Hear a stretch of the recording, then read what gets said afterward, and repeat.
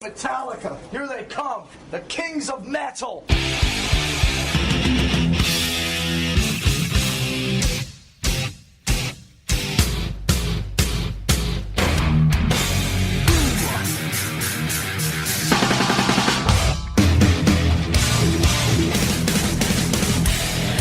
So fucking what?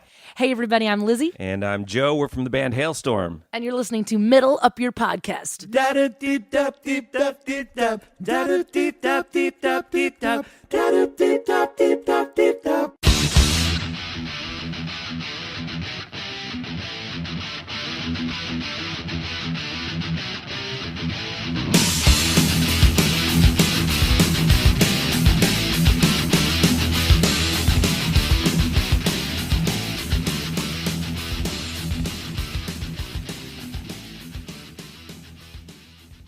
Welcome to Metal Up Your Podcast. I'm Ethan Luck. And I'm Clint Wells. And this is episode 119. And due to crazy touring schedules all over the country, we decided to throw out a Ask Us Anything episode, an AMA. Well, we normally do those for the radio episodes, and they tend to work out well. We tend to learn a lot about each other and what our interests are. And I think, like the podcasts I like to listen to, the more I know the hosts and get a sense for where they're coming from in lots of different areas of life, the more I enjoy the content because I know where they're coming from. So Agreed. That's kind of the spirit of the Ask Us Anything. And, I mean, we both have just been having a crazy month. For those of you who gave me nice compliments or whatever, who saw the Today Show stuff, that was cool. I'm going to give you a quick rundown. You can give me a rundown of what your world was like. I got to see Sarah Sobeck up in New York. We went to the Play It Loud exhibit at the Metropolitan Museum where we saw a bunch of cool Metallica stuff. Not to mention just cool rock stuff in general. Joe Strummer and Ace Frehley and Kiss and Jimmy Page and Prince. And it's if you live near New York, that's an exhibit worth visiting for sure.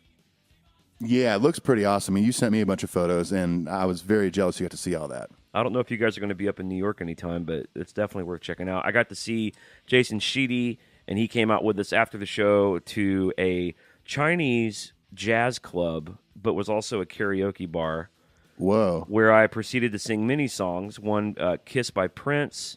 I did Living on a Prayer by Bon Jovi. I did Brain Damage by Pink Floyd. And to end the night, me and our bass player did a harmonizing duet of Boyz II Men's The End of the Road. Oh, gosh. What magic that had to have been. Stirring rendition. And then I got to see Sarah and Pete again at the Mayo Center, where you guys played before, maybe a month ago. That's right. And I got to meet our now mutual friend, John, who makes Tyler amps. He brought us some badass amps. It was just a whirlwind of a week. Had a great time. While in New York, we went to the Comedy Cellar, the famous historic Comedy Cellar, and went to 2 shows there. We got the seats and the tables right near the stage, and we were made fun of all night by every comic that came on the stage. It was quite the experience. That's kind of what you sign up for when you're right up on the stage at a comedy show. Dude, so the show was sold out. The 9:30 show was sold out, but you can get on a standby list. And I had a party at 6. I thought, there's no fucking way we're getting in there. So sure enough, they call our name on the standby list. And when they show us the table, I looked at all the guys and I said, we're going to get made fun of tonight, dudes. Yeah, it's happening. That is the table of which people are made fun of. So it was a fun experience. What have you been up to? Well, I've mostly been out in California for the last week or so, so it was great. I got to see family down in Southern California. I had a shot in Riverside. And I, in Bakersfield the other day, I sent you a picture of this, but I rarely buy guitars or most gear on the road, but one of my favorite music stores in the country is called Front Porch Music in Bakersfield, and I picked up, for a really good price, a 1962, I believe. It's called a Fender Malibu. It's when they first started making acoustics, but it's cool because it's like a normal acoustic body and then like the normal electric Fender headstock. Yeah, and a awesome. neck. It's super rad. You don't really see those out too much. They're not the old ones. I mean, they did start reissuing them not too long ago, but they don't look nearly as cool as the old ones. Yeah. But I did that, and then and actually in Redding, California, the other day, one of our listeners, Richard Goldenson, he couldn't make it to the show, but he hit me up and literally just stopped by real quick with his son just to say hi. Oh, cool. That's nice. Yeah, it was cool. I didn't know when he was coming by, but then and I was in editing and writing world and was working on some of our Our World Blackened 3 tracks. And all of a sudden I got a call from our assistant tour manager, and he was like, hey, there's a dude out here with the Metallica shirt on. I'm like, okay, I'll be right there. But it's cool. He brought us some James Hetfield picks, and we chatted for about 15 minutes. It was great to see him. Yeah. Anytime that we are able to meet with listeners and fans out there, it's such a treat. So nice to be able to thank them in person for supporting the show. And Yeah. that's cool, man. That's awesome. It's very cool. Yeah. Well, and also the good news, too, is that after, this is obviously remote right now. Are you at home right now? I just got home, yes. Yes, and I get home in 2 days, but I'm in Colorado Springs today. But the good news is the next probably 2 episodes will be reunited. We're two become one. as they famously teach children about the birds and the bees. That's what we'll do. That's right. When As you the come Spice back. Girls say. So if you're joining us for the first time, maybe you can already tell we're an all Metallica podcast. Me and Ethan are 2 professional touring musicians who, even when we're in different parts of the country or the world, honey, please, Oh, come on. we make time to talk about our favorite metal band, the mighty Metallica. This week's no different. We got some housekeeping, but let's start off with some news because there's some exciting stuff going on. Some good stuff happening, yeah. So Kirk Hammett was doing some press, I think, for the Australian stadium run that they're about to do. And is kind of talking about the new record, which Rob Trujillo has been talking about the new record too. Everyone's kind of hinting that it might come sooner than we think. And here's what Kirk had to say. He says he has a ton of material for the next album. He says, when I was 13 or 14 years old, bands put out albums every year. Seriously, Kiss put out an album every 8 months. None of this 8 years between albums. None of us are very comfortable with the fact that it's been so long, because that is a long time, he continued. We're hoping to avoid that this time around. He says, we're in our 3rd year since Hardwired came out. Maybe we can get a bit more focus and go into the studio a bit sooner. I have a ton of material. I'm overcompensated, so I'm ready to go anytime. Yes. All right. Well, you know what? Well, I'm listen, gonna give Kirk it Hammett. up. I'm gonna give it up for Kirk saying that. I like Well, that. listen, Kirk, my only advice to you is please sync your phone often and don't lose any of these voice memos again like the last round. Just back it up, baby. Just back that Man, phone get up the so we cloud. can Hey, high. listen, hey, Kirk, you got the cloud, man? It's up in the sky. Put your tracks up there, and you can access them anytime you want. It's almost like you got to talk to him like in Hawaiian, like, listen, my baby. Listen, baby. Listen, sweetie. Listen, baby. Just put those tunes in the cloud, baby. Just Hey, put 'em in the cloud, listen, baby. listen, Kirk, don't be a Howley, okay? Don't be a Howley. Look, bro, just put him in the Hang cloud. loose, dude. Hang loose. Catch a killer wave. Eat some Maui. Fucking go to a Hulu party. Did you say a Hulu party? Yeah, what am I? Honolulu. Wait. Yeah, I lu- combined a lu- Hulu a with lu- Go to a a Hulu luau? party and watch fucking Handmaid's Tale. They love Huluing in Hawaii. Dude, they love Hulu so much over there. They just literally stay inside and Yeah. watch TV all day. And in fact, doing the hula is actually second to Hulu. There we go. There it is. Holy shit. The Hulu hoop. Hulu hoop. Okay, so the next bit of news, and this is pertinent for all you listeners out there, the next Metallica Day of Service is going to be on May 22nd, and what that is you just go to a local food bank. It's usually in a city where they've played a show. I thought this was interesting. They've basically, the food banks that are participating this year have doubled from last year, so it's around 50 That's awesome. food banks in the States. And last year we weren't able to go because we were on tour, but you get a cool commemorative shirt that's unique to that day, and you basically just help you help serve your community, the hungry of your community together. That's right. United And for it's the music not of very Metallica. long, too. No, it's just like, what is it, an afternoon? About an hour. It's only like an hour and a half. So it's real easy to do, and it's for a great cause. And Ethan, you're going to be in Salt Lake City, right? On I'll be in Salt Lake City on the 22nd, and not only will I be there, but I've already signed up with the local food bank there, and I already got my email that I'm approved for it. So if you are in Salt Lake City and are a Metallica fan listening to this podcast, and you want to join me in Salt Lake on May 22nd, I'm already going to be there helping out. So let's do it together. will you be wearing the magic underwear? Of course. Because you have to. You have to. You have to wear magic underwear. You totally do. So do you know where you're going to be on the 22nd? I'm going to be in town, so I'm going to do it here in Nashville. So Awesome. same goes out to anyone regional over here that wants to come, partner with us in Metallica and for a good cause. You can learn more about it at Metallica.com, allwithinmyhands.org. We'll also be posting a link to all this bullcrap on all of our socials. Speaking of the socials, Twitter, Instagram, Facebook, YouTube, Stitcher, all of it. And the way we did this AMA today is we put it out on the social media. So if you're not on there, at least one of them kind of keeping up with Metal Up Your Podcast, you're not going to have an opportunity to ask us a wonderful, weird question like most. I think we have around 80 or 90 questions. So there's a bunch. We'll try to get through all of these. if you do dig the show, take a minute, go leave an iTunes review. It really helps. Can you imagine being a listener for like 3 years now and you haven't left the review? Can you imagine how embarrassing that must be for them? Oh, I mean, your everyday life has got to be just torturous walking around knowing that you haven't done this yet. And then you can also become a patron if you dig the show. It's a way to support the show financially. Usually the sweet spot is $5 a month, but we've put all sorts of incentives out there into the wild for you. We have cover EPs. We have Lunar Satan tracks. Just last episode, we gave out a bunch of Funko Pop dolls. We try to give out stuff periodically. It's patreon.com/metalupyourpodcast. You're going to hear a commercial for it later. What else do we have? We have a little more housekeeping. Oh, we did get a new patron this week. We want to say thanks to Harrison McCormack. Thank you. What the Amazing. world needs now is Harrison McCormack. There we go. Hey. That was pretty good. You might even get a custom-made song if you're a patron. I mean, Harrison just did. A lot of people have been asking, especially our European friends, which, by the way, it just got official today. Most of our European friends received their black tickets today. How exciting. Meaning they can go to any show in Europe as long as they can get there, which is pretty goddamn cool.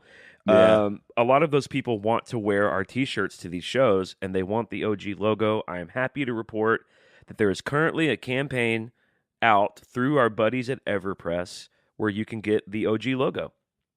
Amazing. That's awesome. You can get it in any size. They do all the shipping. They do all the shit. Again, you're only going to be able to find that link on our various socials. If you want to like just Google Metal Up Your Podcast EverPress, you can probably find it. The good news for our European friends also, they're based in the UK. No big deal. So Faster the shipping isn't going to be killer, and it's not going to take forever. So these campaigns only last about 20 days. So yeah, you got to jump on that while it's hot. You got to go jump on that shit while you can. Anything else? Should we talk a little bit about Cover Our World Blackened? Well, I mean, you guys know what it is. We've talked about it. We've played clips. If you on Patreon, you can get the first 2 volumes. We are currently working on volume 3, which is actually non-Metallica tracks, just for fun. Just for funsies. We're gonna go back to Metallica after this one. And you know how much I like fun. You are a big fan of fun. Well, it's like I always say, starting about an episode ago. Have fun always. You do literally always say that, again, with the small caveat of starting about 7 days ago. All right, we're going to kick it to the email corner. The best way to get a hold of us, of course, other than the socials, is our email address, metalupyourpodcastshow@gmail.com. We'd like to take the temperature, if you will, of the Metal Up Your Podcast community. We're going to do that right now in what we like to call the email corner. Let's do it.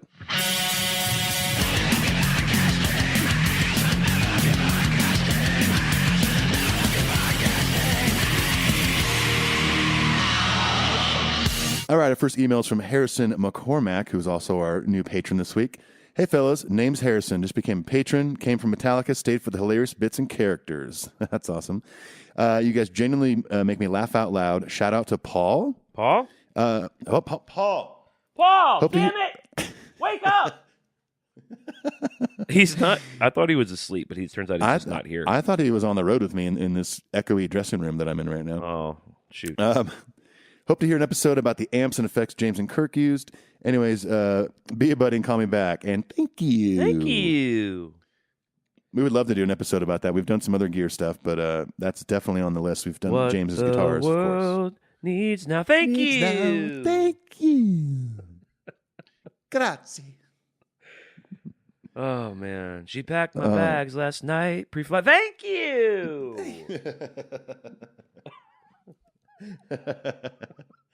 Somebody wants. Thank you. I'd imagine right now anybody that's in the hallway outside this dressing room is like, what is Ethan doing in there right now? Who is he thanking so vehemently, and why won't he finish the damn songs? I locked the dressing room door just for that very reason. All right, Ethan, you okay? Thank you. Fine. I'm fine. Oh, man. From the coast to coast. Thank you. Never gets old. Never gets old. I'm going to try that on stage tonight. Angelo Gonzalez, who I believe is also a patron, wrote, "Hey, brothers, great episode this week. You had me laughing out loud multiple times with the random names and Ethan's encouraging affirmations. Wanted to share with you guys that I've been thinking about starting a John Mayer podcast modeled after Metal Up Your Podcast for some time. and I finally decided to pull the trigger. You both were a huge inspiration in doing it, so thank you. I'm currently looking for a co-host. I have someone who may work out, but I'll know more this week. Clint, hearing you're a big fan of John Mayer, I'd love for you to be a guest when we get it up and running soon. Thanks, brothers. Have a good week and have fun always. Always. That's pretty cool, man. Congrats on starting your podcast. And of course, I'd love to come talk about John Mayer. I don't have the accreditation that I have with Metallica with old Johnny, but I'd love to come shoot the shit and talk about Battle Studies because that's my favorite John Mayer record. Talk about some guitars and stuff. He's a hell of a guitar player, hell of a songwriter. He's a super funny guy too. He seems to be super, he's hilarious, super smart. So he has this thing that he's doing on Instagram called IGTV. Have you dipped into that at all? Yeah, it's a feature on Instagram that they launched, I don't know, maybe 4 or 5 months ago. You can basically upload like super long videos. It's like their version of YouTube, I think. Yeah, but his are pretty funny. Like, he had Dave Chappelle on there recently, and it's just him and Dave Chappelle riffing. Dave Chappelle's super drunk. It's really interesting. Okay. But thank you, Angelo, and good luck with the podcast, homie. Yeah, good luck, dude. And yeah, hope you find a co-host because that's pretty key when it's a podcast covering a band with a lot of material and things like that. It's tough. It'd be really tough to do on your own. Yep, I agree. All right, next email is from just plain old Brian. Plain old Brian. Plain old Brian. Unique, last nameless guy, Brian. His last name is too good to be named, apparently. So he says, "Hey there, are you guys doing a roundup of the Grand Rapids show? That was my 5th show of the Hardwired tour. Flew out from New York City to see it, and I was curious to hear your take. All the best, just Brian." We are going to do that. It's just been crazy. It's been a crazy schedule. Yeah, it's the only one that wasn't recorded and thrown out there yet. Which I got to say, covering all the shows on that tour was not easy to do. And then what happened is the tour ended in March. In the month of March, I played like 17 shows with Rodney, and I produced an Elise Davis record in 9 days. And then I also have a kid and a wife, right? That exactly. I was on the road every once in a while. So we'll get it going. Yeah, don't worry. But thank you for checking in, and I'm glad that people are interested in Metal Tales from the Road. Speaking of Metal Tales from the Road, if you want to be on the show to talk about a show that you're going to in Europe, we don't have as many people signed up for Europe yet. Maybe 10 of those shows are spoken for. Most of Australia and New Zealand got snatched up real quick. But the cool thing about Metal Tales is if you're a patron, we're going to open Metal Tales up for past shows too. So any show that you've been to in the past. Right. So anyway, there's that. Next is our lovely friend Joe B. She says, "Hi guys, long time no speak. First of all, Clint, just heard about your New York trip plans on this week's episode. I have a 9 to 5, so sadly couldn't go along for the exhibit, but let me know if you'll be out in the evenings. I'd love to buy you that beer I offered you 2 years ago." Well, I did not get this email until I got home, so I apologize. Shoot. Certainly would have loved to have seen you. She says, secondly, I'm still alive, still listen regularly, and continually proud and excited about the show's growth and evolution over time. I don't always hear an episode in time to email a timely response, so I'll wait until the next one. And then here we are 6 months later, still on the ride and spreading the good Metal Up Your Podcast word. Well, thank you so much. Thank you.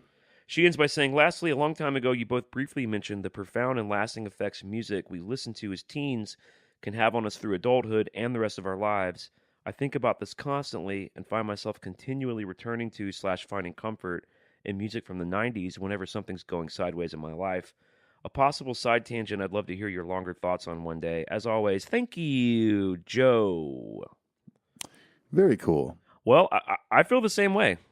Me too, yeah. We've talked about that pretty extensively on different episodes, finding comfort in music and, music helping you mentally, sometimes even physically. People work out to music, whatever. It's a huge part of so many people's lives. I can't imagine living a life where you're like, music, whatever. I don't care. Just sort of casual.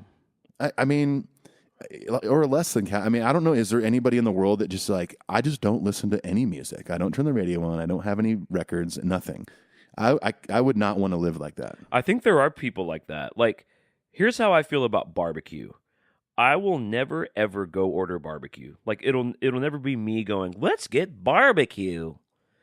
But if barbecue's in catering or like my wife wants to go to Edley's, I'm always like, yeah, whatever, sure. I don't not like it, but I'll never choose to eat it, ever. Sure. Some people I think feel that way with music. Like, oh, it's on, that's nice. Oh, people are going to go to a concert. People are going to go see Outkast. They want me to go with them. I'll go. Oh, yeah, that was cool. Whatever. I think I want to go to the Outcast show. Dude, I saw Outcast once, and it was jaw-droppingly good. I'm sure it was. I think to hone in, too, on what Joe is saying is, like, is there something about the music you get into when you're, like, from the ages of, like, 8 to 15 that stay with you your whole fucking life? And even if maybe through time some of it gets sillier, it's still so important to you.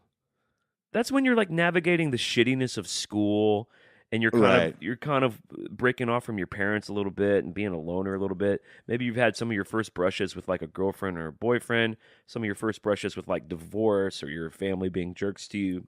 Right. And when you're a kid, you can't just get in your car and go somewhere. You can't go to a bar. You can't. I mean, when we were kids, you couldn't just get on the internet and find other loners like me. So you can't go get barbecue. You can't go to a bar to get barbecue because you just feel meh about it. But what you can do is put a record on, Yep. And I just think when those neurons are when you're building those sort of emotional pathways to safety from where you feel uncomfortable or powerless, those are the soundtracks to it, and then they just get locked in. Well, listen, it does. If you're a big music fan, which I mean, if you're listening to this show, I'd imagine you are. But when you're a big music fan, especially of all sorts of genres of music, it does last with you a lifetime. I mean, I'm 40 years old, and I still get so affected by different kinds of music, whether it be Metallica or whether it be Julian Baker or Jacob Dylan, whoever. I mean, I still go home, and now that I have that little B-rig set up like you do in my studio with the turntable, there's nights where I'll be working on music, and then I'll just lay down on my couch and put on records and just kind of zone out to it, and it's so therapeutic. And dude, I love it. I've been doing that myself. Yeah, I'm looking at my tower of cassettes right now. Let's see, we got In Excess, we got the Bob Marley tape you gave me, The Cure, Disintegration, Metallica, S&M, Springsteen, Tunnel of Love, Anal Vomit. Of course. You got to find what you love, and you got to find that medicine, and you got to be open to it. You got to take it too. It's one thing. Absolutely. It's one thing to have the tunes on your phone or on your computer, or maybe you got vinyl, maybe you got a CD collection. It's another that you got to make time for it too. Absolutely, yeah. Yeah, it's one thing just like be running errands, listening to music. Like, I enjoy that, of course. But to sit down and only listen to music with no other distractions, there's something totally different about that. Yep, totally agree. Well, thank you, Johanna, for the insightful question. And I'm sorry I missed you at NYC, and glad you're still on the ride with us. Heck yeah. Last email is from Austin. Is it Roar? Roar? I think Roar. Let's say Roar, because that's fierce. Let's just say Roar. Roar. We're going to hear Austin Roar right now. Hey there, brothers. I just listened to the 1996 Year in the Life episode and felt compelled to email after hearing you guys talk about finding cool vinyl. I'm listening. Yes, go on. Please go on. I've been a long-time Metallica fan, thanks, Mom, but pretty much ignored the Load era albums because they had such a bad rap, and when I did try to listen, I couldn't get into it. However, thanks to your podcast and the love for Load, I've discovered how awesome the music really is. That brings me to just over a week ago when I was in my favorite record store and stumbled upon a first pressing of Load in mint condition. That's awesome. It wasn't cheap, but there was no way I was walking out without it. Thanks for helping me expand my musical palette and realize how incredible this record is. Love the show and planning to become a patron as soon as I start my new job. Keep on rocking and have fun with your family and friends. Awesome. I almost skipped over that. That's basically, he knows what that reference is from Hulk Hogan. Oh, of course. Have fun with your family and friends. Thanks, Austin. Well, that's cool, man. What a good find. I know that the feeling of finding something that you just can't walk out not getting. Oh, dude, I found some pieces where I didn't even look at the price. I'm like, I'm buying it. Yeah. It's probably going to be a fucking I remember looking at Kevin, our drummer. He's so who's your vinyl nerd out there with you? Josh Lovelace. He's the piano keyboard player guy. for Need to Breathe. Yeah, we're both of us. I brought my little like road case looking record case out to store all my records. It holds about 40, and we shared it, and we quickly filled that up. And then just the other day in Bakersfield, he bought another record case. So we're buddies. Well, I got my buddy Kev, and we go to him all the time. We went to this one, and the guy, the way he did it was a sick store, like super huge, big selection. The way he did the pricing was none of them had tags. You just had to go to him and check out, and he would price them all as you're checking out. And I remember, and we just usually split up because he usually goes straight for jazz, and I'll go to rock, of course, or something. And I remember us walking by each other. We each had about 20 records under our arms. And we're just like, dude, it's gonna be a fucking bloodbath, man. It's gonna, It really it's gonna is. be so fucking rough. When did we get per diem again? Yeah, totally. Well, yeah, dude, our per diem went so quick in New York, as I'm sure you can imagine. Oh, of course. Well, it's that simple, folks. Send us an email, metalupyourpodcastshow@gmail.com. We love hearing from you. Comments, questions, if you want to share your story, whatever it is.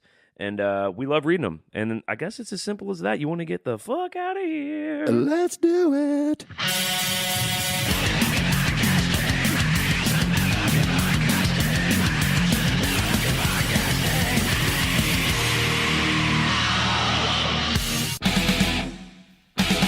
Hey, this is Ethan and Clint from Metal Up Your Podcast, and we want to talk to you about something we love called Patreon. That's right. Patreon is a way for fans of the show to give back to the show, to donate money that helps us in quality and content. And not only that, but we've actually come up with all sorts of fun incentives to give back to you for supporting the show. Exactly. For instance, if you donate $5 or more, you get access to Cover Our World Blackened, which is the official Metal Up Your Podcast Metallica cover EP. That's right, and that's the only way to get it. In addition to the EP, we also give you priority email access, meaning we'll read your email first on the show.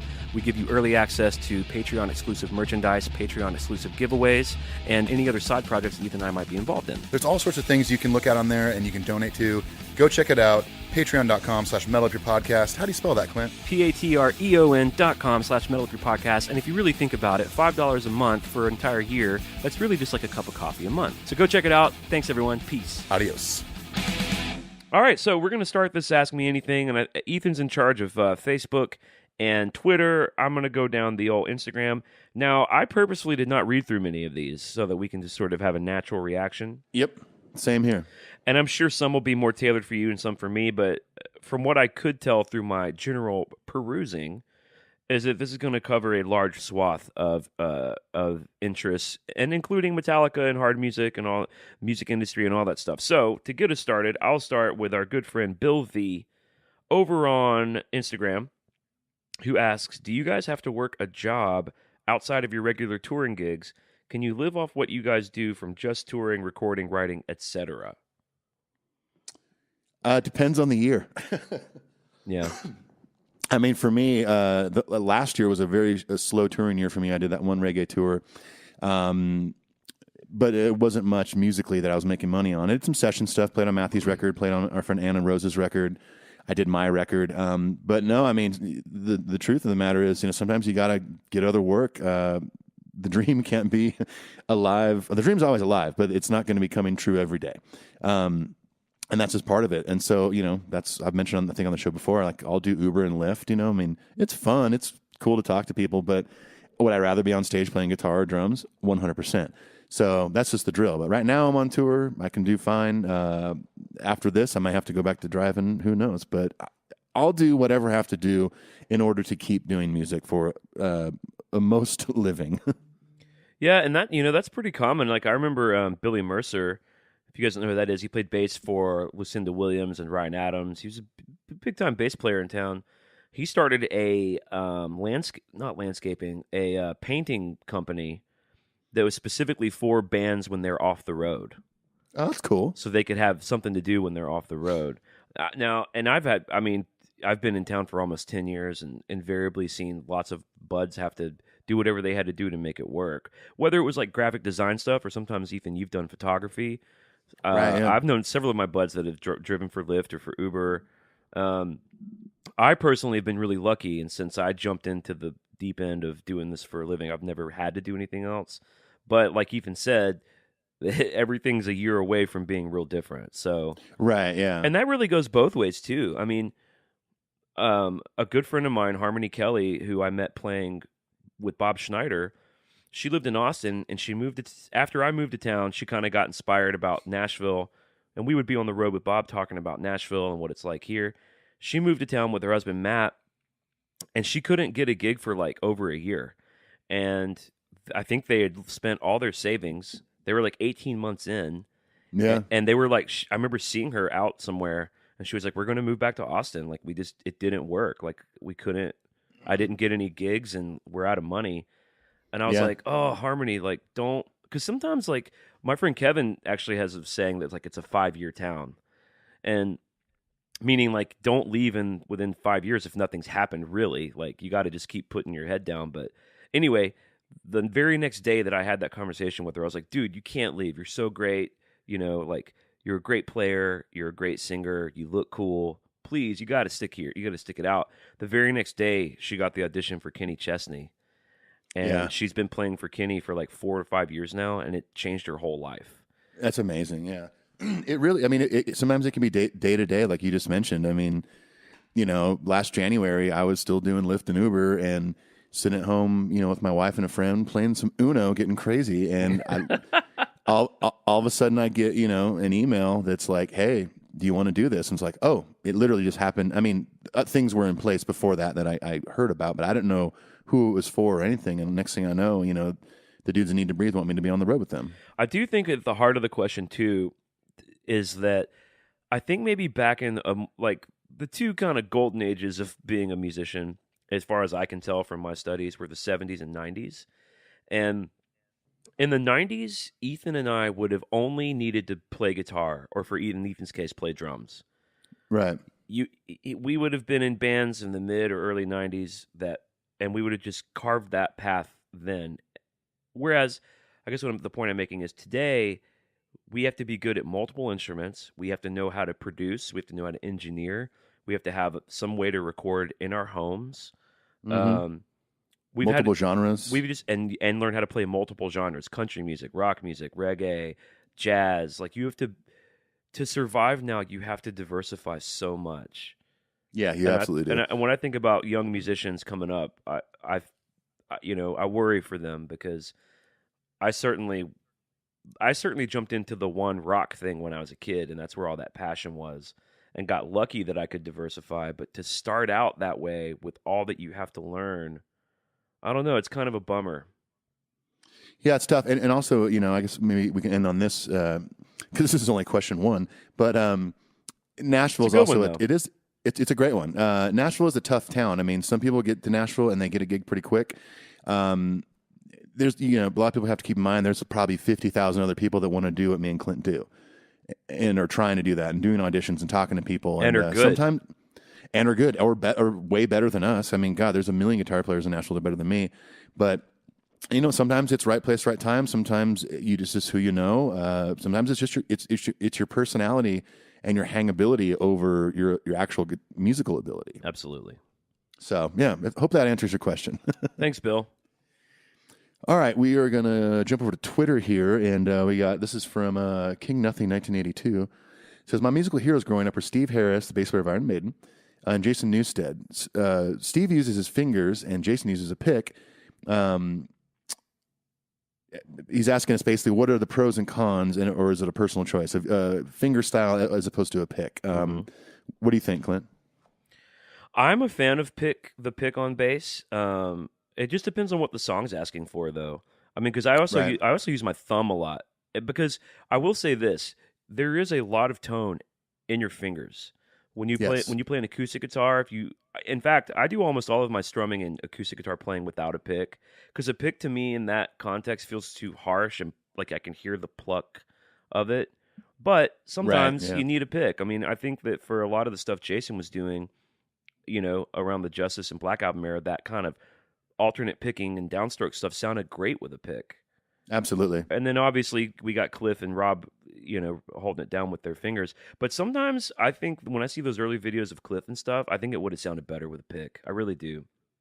There's a lot of aggressive music kind of lends itself to that pick sound on a bass. Now, he brings up Steve Harris. I mean, Steve Harris is known for being, using his fingers on bass, and I mean that dude uses all four. He's a badass, kind of like Geddy Lee. He did the same thing, right? And that's kind of been his signature sound for all these years in Iron Maiden. Personally, I mean, like you said, I'm with you. It depends on what the song is asking for. I mean, I would say I predominantly use a pick on bass because I like the attack of it. Or if you palm mute the bass and pick at the same time, you get those cool, plucky but low end tones, similar you could hear on old Beach Boys records and stuff. Yeah, I'm a fan of either. A lot of my reggae record was mostly fingers. Yeah, I think the path out of what can get sort of locked down about that question is like, the world wants you to be in a tribe. The world wants you to choose sides and be on a team, and I think that's all whack. So even in something as silly as like, what kind of should I use a picture? Use my fingers. It's cool to be like, do both. You know, like Yeah, learn both. Absolutely. learn both, get good at both, and see which one works for the song. Absolutely. Rather than being on a team, you know what I mean? Absolutely, dude. All right, moving right along here, opening back up Instagram. Sundin86 says, which song do you wish you had written in the history of music, any genre or style? Oh, jeez. It can just be fun. You can throw it out there. I'm going to probably say Bohemian Rhapsody. I'm going to say Stand By Me. Oh, nice. Classic. Benny King. Yeah, very good. That's probably in my top 5 favorite songs of all time. You just definitely went the exact opposite.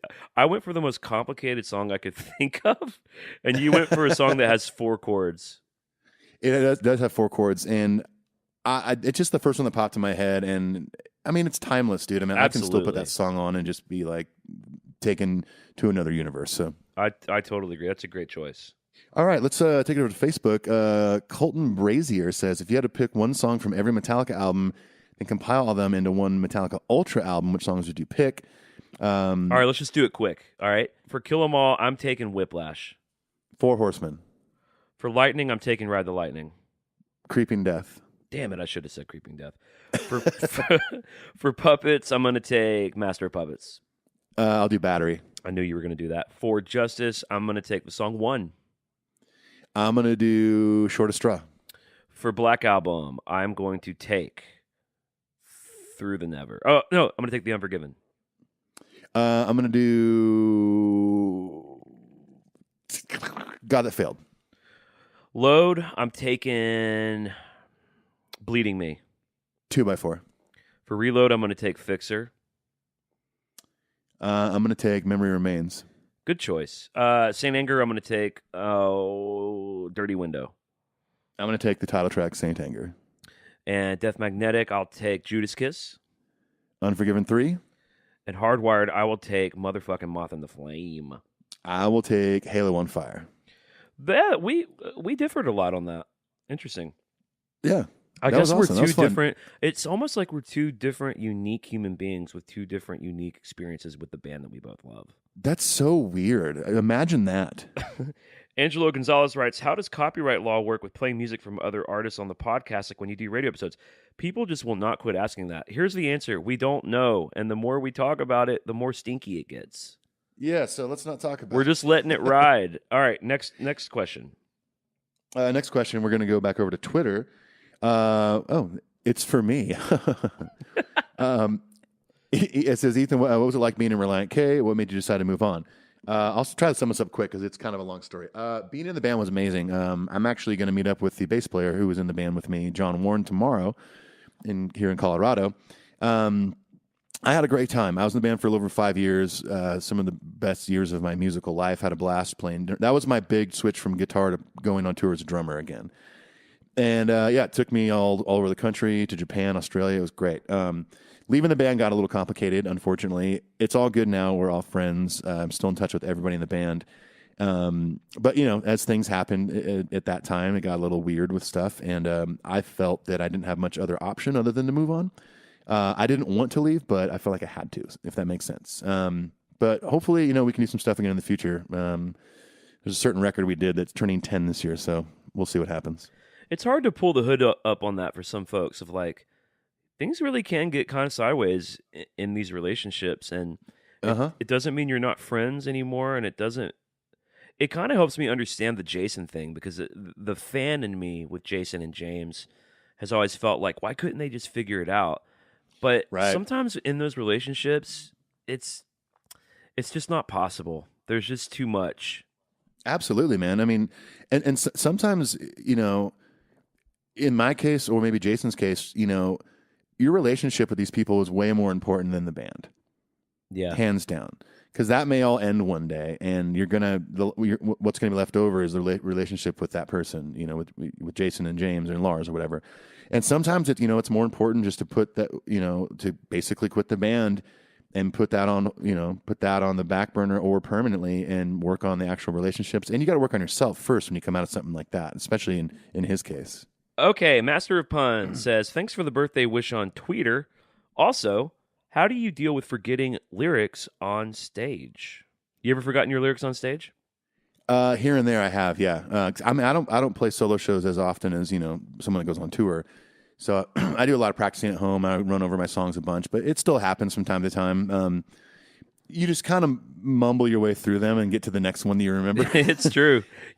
Although I have gotten pretty good at, as I'm singing whatever verse, I'm already thinking about the next one. Oh, dude. And it's like whatever the line that starts that verse, I'll be good. If I remember that, I'm fine. It would shock so many people at the things we think about while we're playing that have nothing to do with us playing. Right, yeah. That guy really doesn't give a shit what we're doing right now. There's a great trick. Like, so for me, I sing background vocals in every band I've ever played in, every gig I've ever had.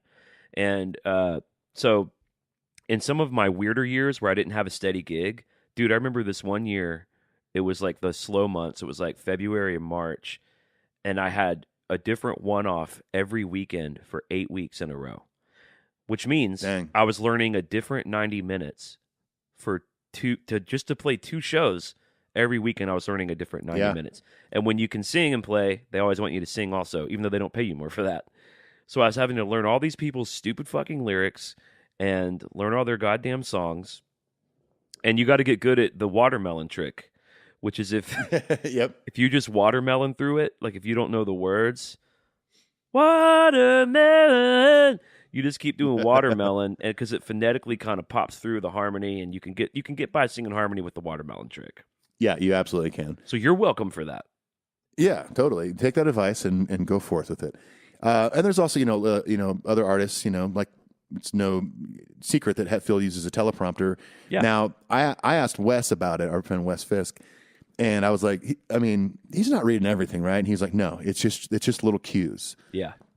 I mean, you got to think a band that has 10 albums worth of stuff. That's a lot of lyrics, and Caleb with Kings is the same way. It's just like it's like a safety net. It's your comfort zone. No, dude. For my cover band days, I know how to play a million songs, and when I do the Instagram lives with our listeners, so a lot of times I'll be holding a guitar and they're just requesting songs, and they could even tell you. I'm always like, hey, what's the first lyric? What's the first line of the verse? As soon as I even read it, I'm immediately there and can sing it. Yeah, totally. So that kind of cue is powerful. Absolutely. All right, it's your turn. All right, but back to Twitter. Back to Facebook. Nick Cohn says, I have an idea. Let's say you can time travel or go to a different dimension to live, and you want to become a musician there. The idea occurs to you that you can use Metallica songs and pass them off as your own. What songs does your album have on it? Kind of similar to that movie coming out. That's that Beatle movie about the guy that wakes up and knows all the Beatles songs, but nobody else does. The ones that ones that are going to be most impressive are going to be like One and Nothing Else Matters. I would use that one for sure. Yeah, Unforgiven, I think. Yep. I think it depends on the era you went back to. I mean, I think if you went back to like right before they started, you could just do what they did. But I don't know if you could go much past like the late 60s, early 70s with Metallica's music, and otherwise people would think you're, from the devil and like a witch or something. Like, could you imagine going back in a time machine and going back to like the 50s, like around Elvis, and all of a sudden you come out with Master of Puppets? I mean, imagine going back to the 17 or 1800s, and they really would think you were a witch. But then you could probably be like a ruler or something. They would think it was some crazy sorcery. It was so loud. You brought a big PA with you and stuff, and they would fear you. I mean, they'd fear you, and then they would kill you. Yeah, maybe so. But unless you started playing One, they'd think they would even know what a machine gun was, but it would sound like so many guns coming after him. Doth he playeth the machine gun? Doth his army reach thousands in numbers? Hast he been imprisoneth in darkness? Yes. All that he sees, yes. Absolute horror. For thine hath descended from the mountain of rare metals with an army as big as... I can't even finish this one. Holdeth his breath as he wishes for death's tendrils, yes. Closes his eyes, yes. Okay, thank you. Say thine prayers, little one.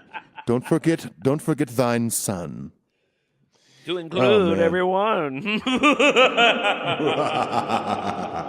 Tuck you in, I will, warm within. Keep thine flee from sin. Yes.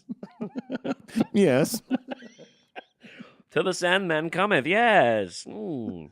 Yes, of course. Oh shit. That kind of crap just made. I can't wait to actually do the next episode face to face. All right, Papa Sherbert. You think we're funny now? Oh, wait till we're in the same doggone room.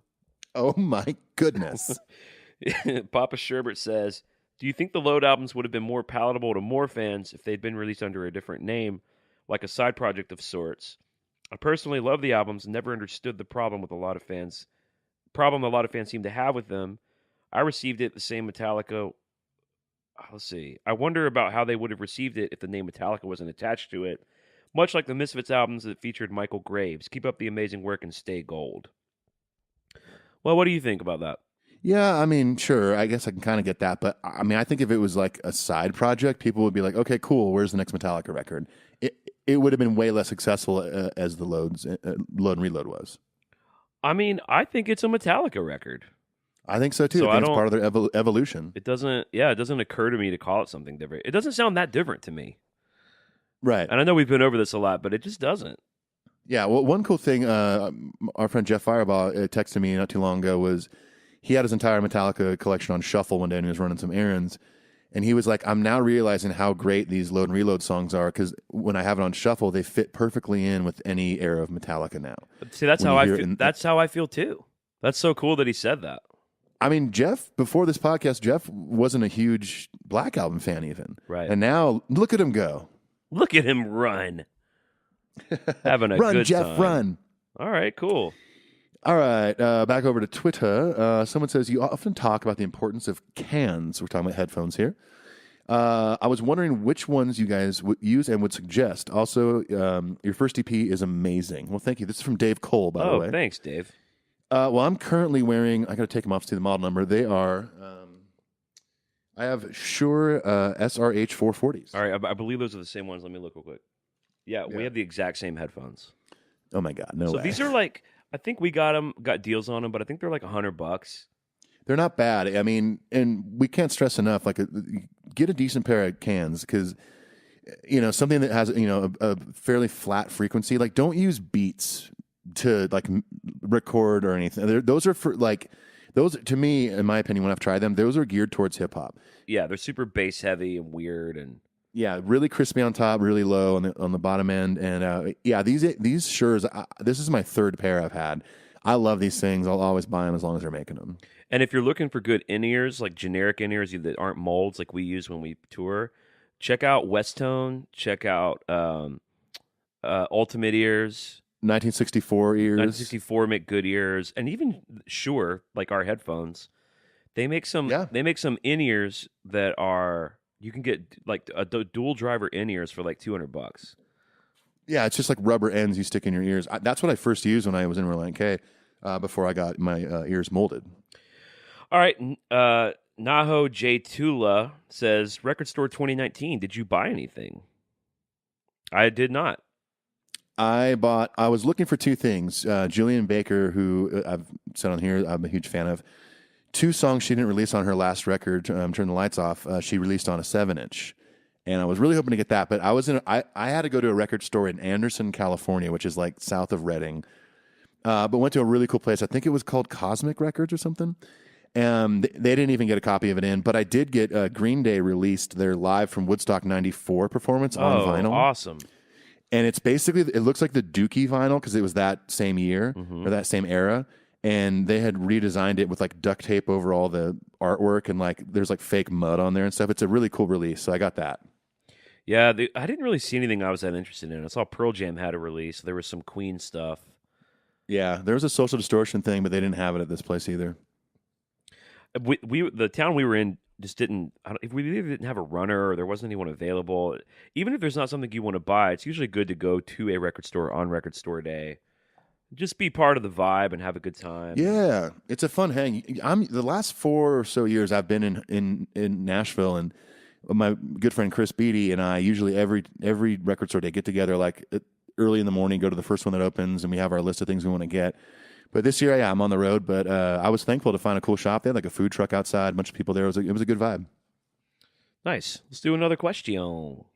Let's do it. I think it's your turn. Oh, is it? Oh, no, I'm sorry. We used record store day. My bad. That's okay. Rob Mars says, hey, Ethan, just want to say we love the reggae album. We rock it every weekend. Oh, that's awesome. Thank you. Here's my AMA. If Metallica was playing in your backyard for a barbecue and they can only play 5 songs, what would you all go with? His are Hit the Lights, Ride the Lightning, Puppets, Justice, and Flame.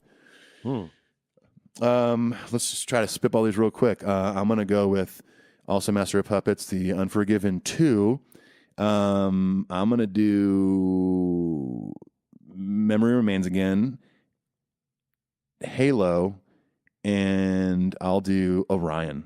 Ooh, nice. I'm going to go with Escape, Where the Wild Things Are, because this is my party, right? This is my party. It's your party, and we'll make a set list if you want to. Escape, Where the Wild Things Are, Fixer, Judas Kiss.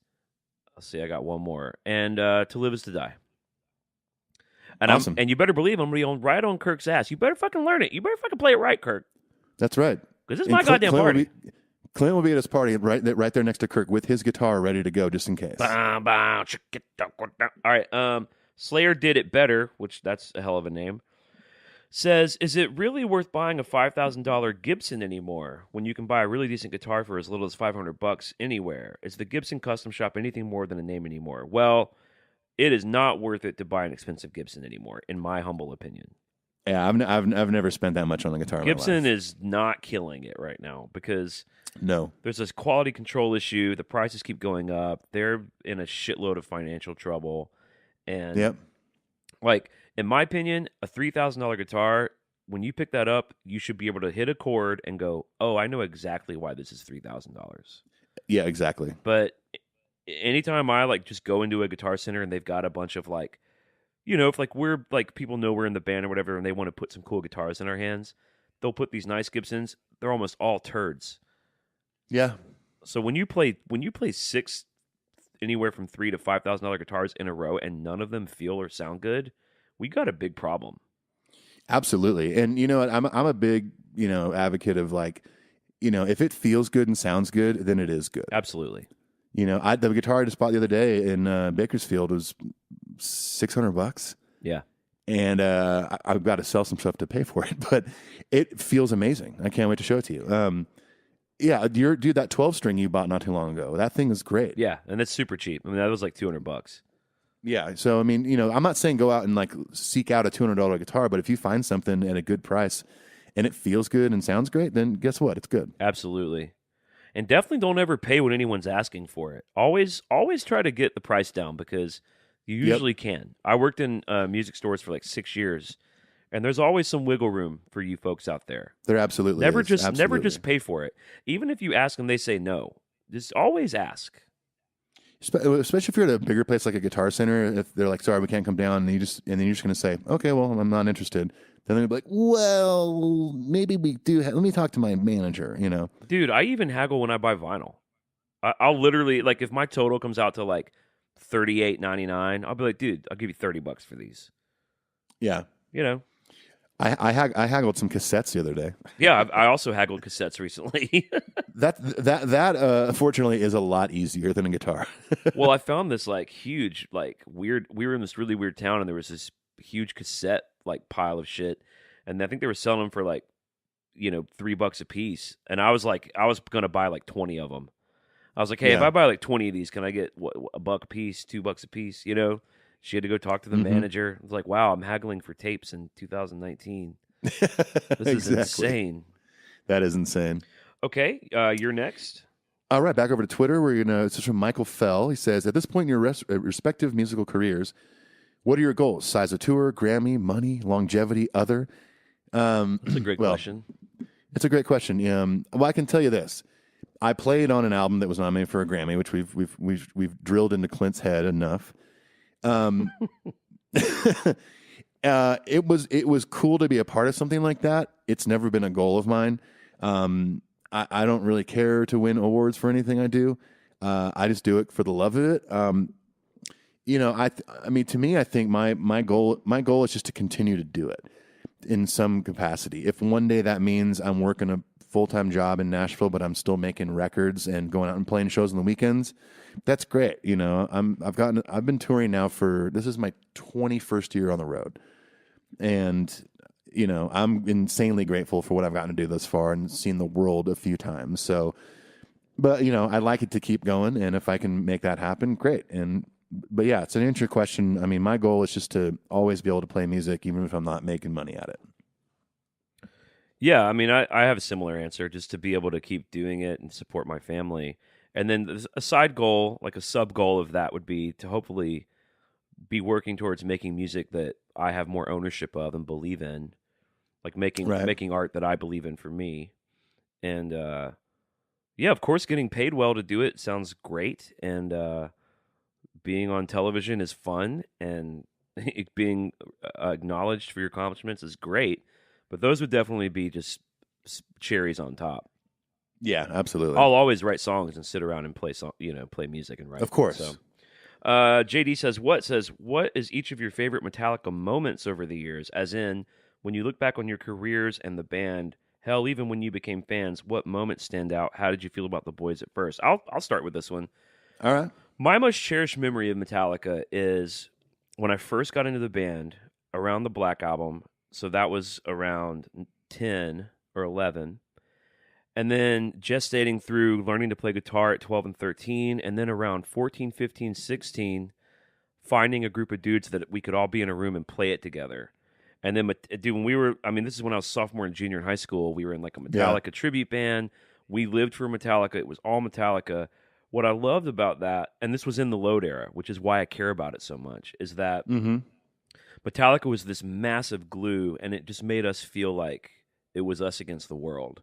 Because we would adopt that Metallica attitude, and we would take that shit into school. We would take it into the mall. We would take it into these little regional battles of the bands that we were going to.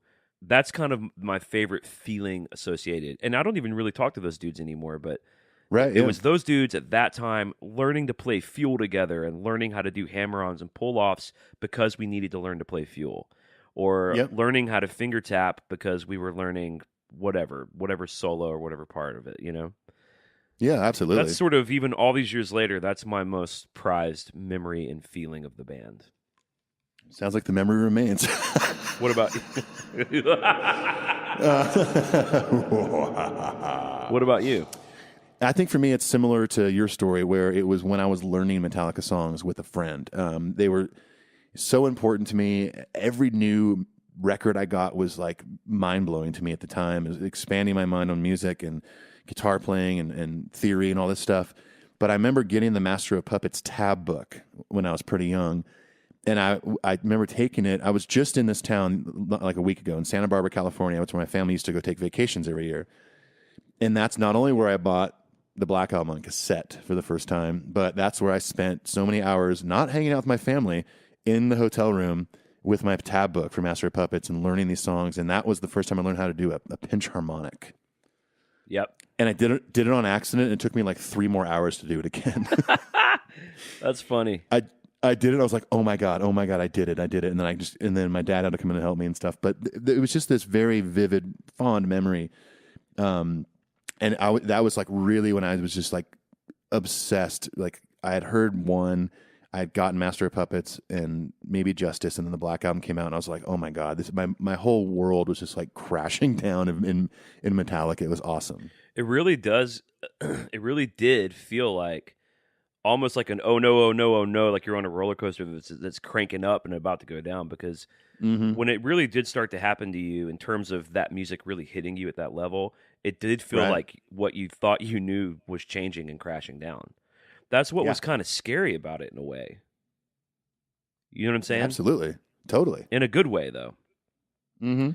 Oh, in an amazingly good way. I mean, I'm so thankful for all the years and memories I have associated with this band. Yeah. All right, let's do another question. Hold on. All right. Should we take the temperature? Is everyone doing good? Is everyone feeling okay? I'm doing good. I'm a little hungry, but that's about it. I'm a little hungry also, but we're having a good time. Hey, I'm having a good time. We got some more questions. Okay. let's go over to this one's for you. This is over on Twitter. This is from Ralph Savetto. This one might be a little deep. He said, "So Clint Wells, what exactly caused your 180 in terms of religious views? I went through a similar thing, but came back around to Christianity. If it's too personal, just ignore that one.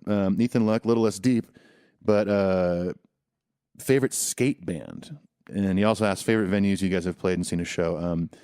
Maybe before you get into your thing, I didn't really. Some people consider like skate rock or skate punk like a genre or whatever. Bands I used to skate to growing up were like Primus, the Chili Peppers, stuff like that. Some punk rock, but favorite venues, the Norva is a favorite. Red Rocks is a favorite. I've never gotten to play the Ryman, but I'm sure it'll be a favorite one day. What about you? Yeah, definitely the Ryman, the Gorge, Hollywood Bowl. It was fun being back in New York City this week, and we were staying in Midtown because obviously the Today Show's at 30 Rock, and being near Radio City pretty much all week. That was one of the first cool places I played like that in 2012 with the Fray. So it was like fun to be back at the, I called it the scene of the crime. Totally. Hilariously. But, dude, I was getting such a huge kick out of telling everybody in New York that we were on TV, like ironically. I know. You were texting me about this. They just did not give a fuck. The other joke was just asking everybody if this is where they filmed Saturday Night Live. Like even when we were like not at 30 Rock, when we were down in the Village and stuff. Yeah, totally. Yeah. You're at like Blue Bottle Coffee. You're like, so do they film Saturday Night Live here?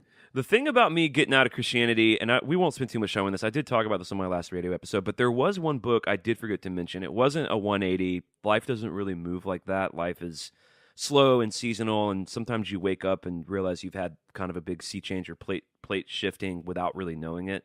But there was a book that's really important called Misquoting Jesus, the story of who wrote the Bible and why, by Bart Ehrman. And he, I don't think even is an atheist. He's just he does textual criticism, and he's a biblical scholar. And it's just sort of the like nuts and bolts of how the New Testament was put together. And most people just don't know. They don't know that the Gospels were written by non-eyewitnesses 60 to 100 years after those events happened. They think that Mark was a real person. They think Mark, Matthew, Luke, and John were real people. They weren't. Those are I can't even think of the word. They were anonymous. There we go. Anonymous. So anyway, it's just stuff like that. Like for me, it wasn't an emotional thing. It was I'd started to look at the world through a philosophical lens of really needing a lot of hard evidence for what I believed in. And so obviously a really big component of Christianity is faith, believing in things without evidence, believing in things unseen. And that's just not, that's not part of my operating software anymore. So it's kind of just as simple as that. But I do recommend that book because it's, I think even if you are a religious cat, if you just really want to know, like I don't think most people know how the Bible was put together. They just assume that a bunch of old dudes who were prophets and shit figured it out. But if you really believe that, a bunch of just normal dudes like me and you put it together. How'd they put it together? Why'd they put it together? Yeah. What do the discrepancies mean? Why are there differences here and there? Blah, blah, blah. Like, I think to have such a big idea about the world that it's important to know what the foundation of those things are. Absolutely, yeah. I mean, and I've always, I think growing up, I was always kind of taught like, that everything in the Bible is literal and stuff like that, and it's not the case. The older I get, the more I'm learning that, sometimes it's like who wrote this chapter or whatever is almost irrelevant as opposed to like what is the lesson in that chapter or that verse or whatever. Some people are like, no, Moses, there was actually an ocean that he split in half. And again, it's all based on faith. So maybe that literally did happen, but I choose to believe that there's a lesson in that story. There's something to be learned from it. So that's what I get out of it. I totally agree, and I think in terms of like, what is there you can learn from the Bible? I think it's still an interesting and helpful document, and and I think Jesus is a fascinating character, and did a lot of things and taught a lot of things that I think are good. I just think for me, looking at it as a document of what's physically true, like about the universe, about physics, and like what's eternally true, I had to just back off of that. And that's just for me. Right, yeah. That's just for me. And sure. I certainly don't judge anyone who takes a different path or whatever as long as they leave me the fuck alone. That's all I care about. So well, and I think if you're out there and whether maybe you're a Christian, you're not atheist, whatever, I mean, I'm a firm believer also in just showing everybody love and compassion, and whether they believe the same thing as me or not. You know, I mean, if Clint or I weren't those kind of people, we wouldn't be doing this podcast. Yeah, totally. You know, so our friend Andy Brown, who we got to meet at the party, super sweet dude down in Birmingham. He says, "Do you plan to do any more cover Our World Blackened records after the podcast runs its course?" He says, "I can't speak for anyone but myself, but I would still like to hear more." And then Alex VD chimed in and said, "I'd like to hear cover Our World Blackened until y'all run out of ideas." Until we cover every Metallica song. Yeah, it's hard to say if we'll keep doing them. I mean, why not? I guess, but. I mean, sure, it may not be, you know, maybe as often or something, but I mean, and we don't even know when this thing's going to end, but one day when it does run its course, I mean, Clint and I are both friends and musicians. It'd be always fun to work on a project together. Yeah. I don't see why we wouldn't try to do that again if the podcast suddenly ended, you know. All right, this is from Eric Gallagher. He says, question for both of you. What is your process for writing harmony guitar parts? Good question. I think it's a good question. I think for me, it's fairly simple. I mean, obviously I want it to be tasteful and sound good. But in theory, you know, music theory, you know, if you're playing, let's say you're doing like this little 3-note run that repeats or something, there are relative harmonies that will match those notes, you know, and thirds, fifths, relative minors, all that stuff. Good example is pretty much any Iron Maiden kind of harmony riff or whatever, Judas Priest or something. Metallica has some. There's not really a process for me. It's just like I just find the note that sounds coolest as a harmony to it and go with that. You know, sometimes, you know, one note could be changing, you know, 4 notes over and over again, and another one only changes twice. You know, it's just a matter of finding what works best for the part you're writing. It's actually pretty fun how a part, like, are you following the part note for note? Are you dipping into unison for some parts of it? Because, you know, it's the same as anything, same as piano harmonies or singing harmonies. Sometimes you dip in and out of the third or the fifth or even the fourth. It just depends on the key of the song and where the chords are moving. I think all that stuff's really fun to find. And right, absolutely. I don't really have great intuition for it. Like, I have to really go find it. I have to sit there. Even when I'm doing vocal harmonies, I have to sit there with a guitar or a piano and kind of find them sometimes. Yeah, me too. But I kind of consider that the exploration of that pretty fun. And like the Lunar Satan shit's got a lot of guitar harmony, and it's just fun. That's some fun shit to write. It is really fun, and it's especially fun if you can apply it into something that's not metal. Yeah, you know, because that's a very common in metal, of course, as you all know. But if you could, you know, apply it into like a acoustic situation, even, it's really pretty. I got a tough one for us. Okay, Kevin Van Dam asks, "What do you like best about Donald Trump?" Oh no! You said, "Oh." I feel like did you literally say, "Oh no"? I said, "Oh no." Like, we need to make this short because we've ever so slightly dipped into politics, and people. This isn't a political podcast. This is a Metallica podcast. So let's make this one short and sweet. I'll say this: he did sign in that Music Modernization Act that is not the most amazing thing, but it's a step in the right direction. Wow, you did it. I did it. I did it pretty quickly too, which is weird. I really, without trying to sound like a butthole, was tempted to say nothing. Because I really don't. I do think that a positive of his candidacy and his presidency has been a waking up of sorts in the country. A different level of urgency and conversation about the things that matter that I would align myself with politically. And so, right. And, you know, he did shake it up, man. I mean, people wanted to watch it all burn. People were so scared and fed up that even people who really aren't conservative types just wanted to watch it burn. And I think we've been watching it burn now. And hopefully things will start the pendulum will swing a little bit. So I have him. Right. I think he definitely destroyed the establishment, the sort of status quo establishment Republican base. Yeah, and absolutely. And for that, you know, we may have some positive shit later. I don't know how to navigate. This is like a minefield. It really is. But you know, it's no secret that we're not fans. So. Yeah. But we obviously, and I'm not pandering, but we obviously appreciate that a lot of people out there are and do see it differently. And just like with the religious stuff, it's everyone's invited to my party. So Yeah, for sure. I'll have a beer or a coffee with anyone who disagrees with me. I welcome that kind of dialogue, and I think that we need to get back to it. Yeah, I think dialogue like that is important going into it, not expecting to change someone's mind, but just to learn from each other. Yeah, to learn. I think it's cool. Yeah. All right, look, dude, we did it without getting nasty. I'm really proud. I'm of proud us of right now. you and me and us and them. All right, next question is from Twitter. How much do you hate Donald? I'm just kidding. Just kidding. Calm down, everybody. Stan Solo says, "What's your most prized Metallica possession?" Probably. I've got the poster and like the Snake Pit pass from my Snake Pit adventure, and I've got the VIP poster from Nashville with the typo on it. Those are probably my two most prized in terms of. They may not be the most valuable things I have, but they remind me of invaluable experiences. Yeah, totally. I mean, man, for me, like those posters, especially the Nashville one, it's such a.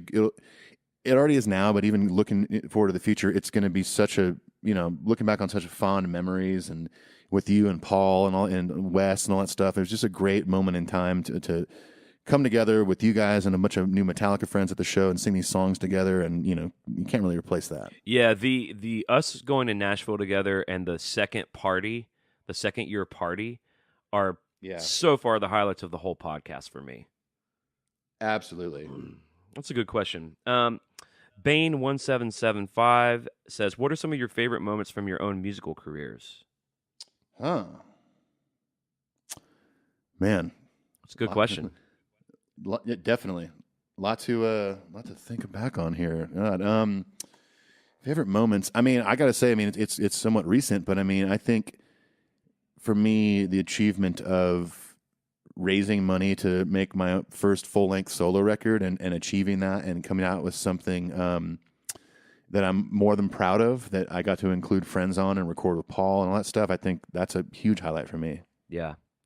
I'm so glad I got to be a part of it too. I have so many moments that I'm grateful There's for. There's a lot, yeah. It felt really cool to play the Opry and to play it in a legit way with a legit artist and be thinking about my grandfather and growing up watching the Opry with him.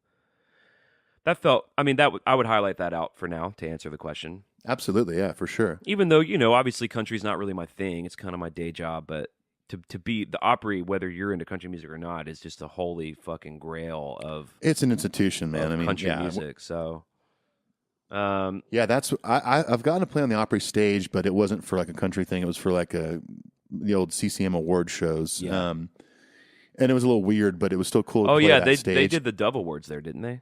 They used to, yeah. And I think now it seems more important to me, but at the time I didn't really care about country music in Nashville. This is like in 2001, maybe.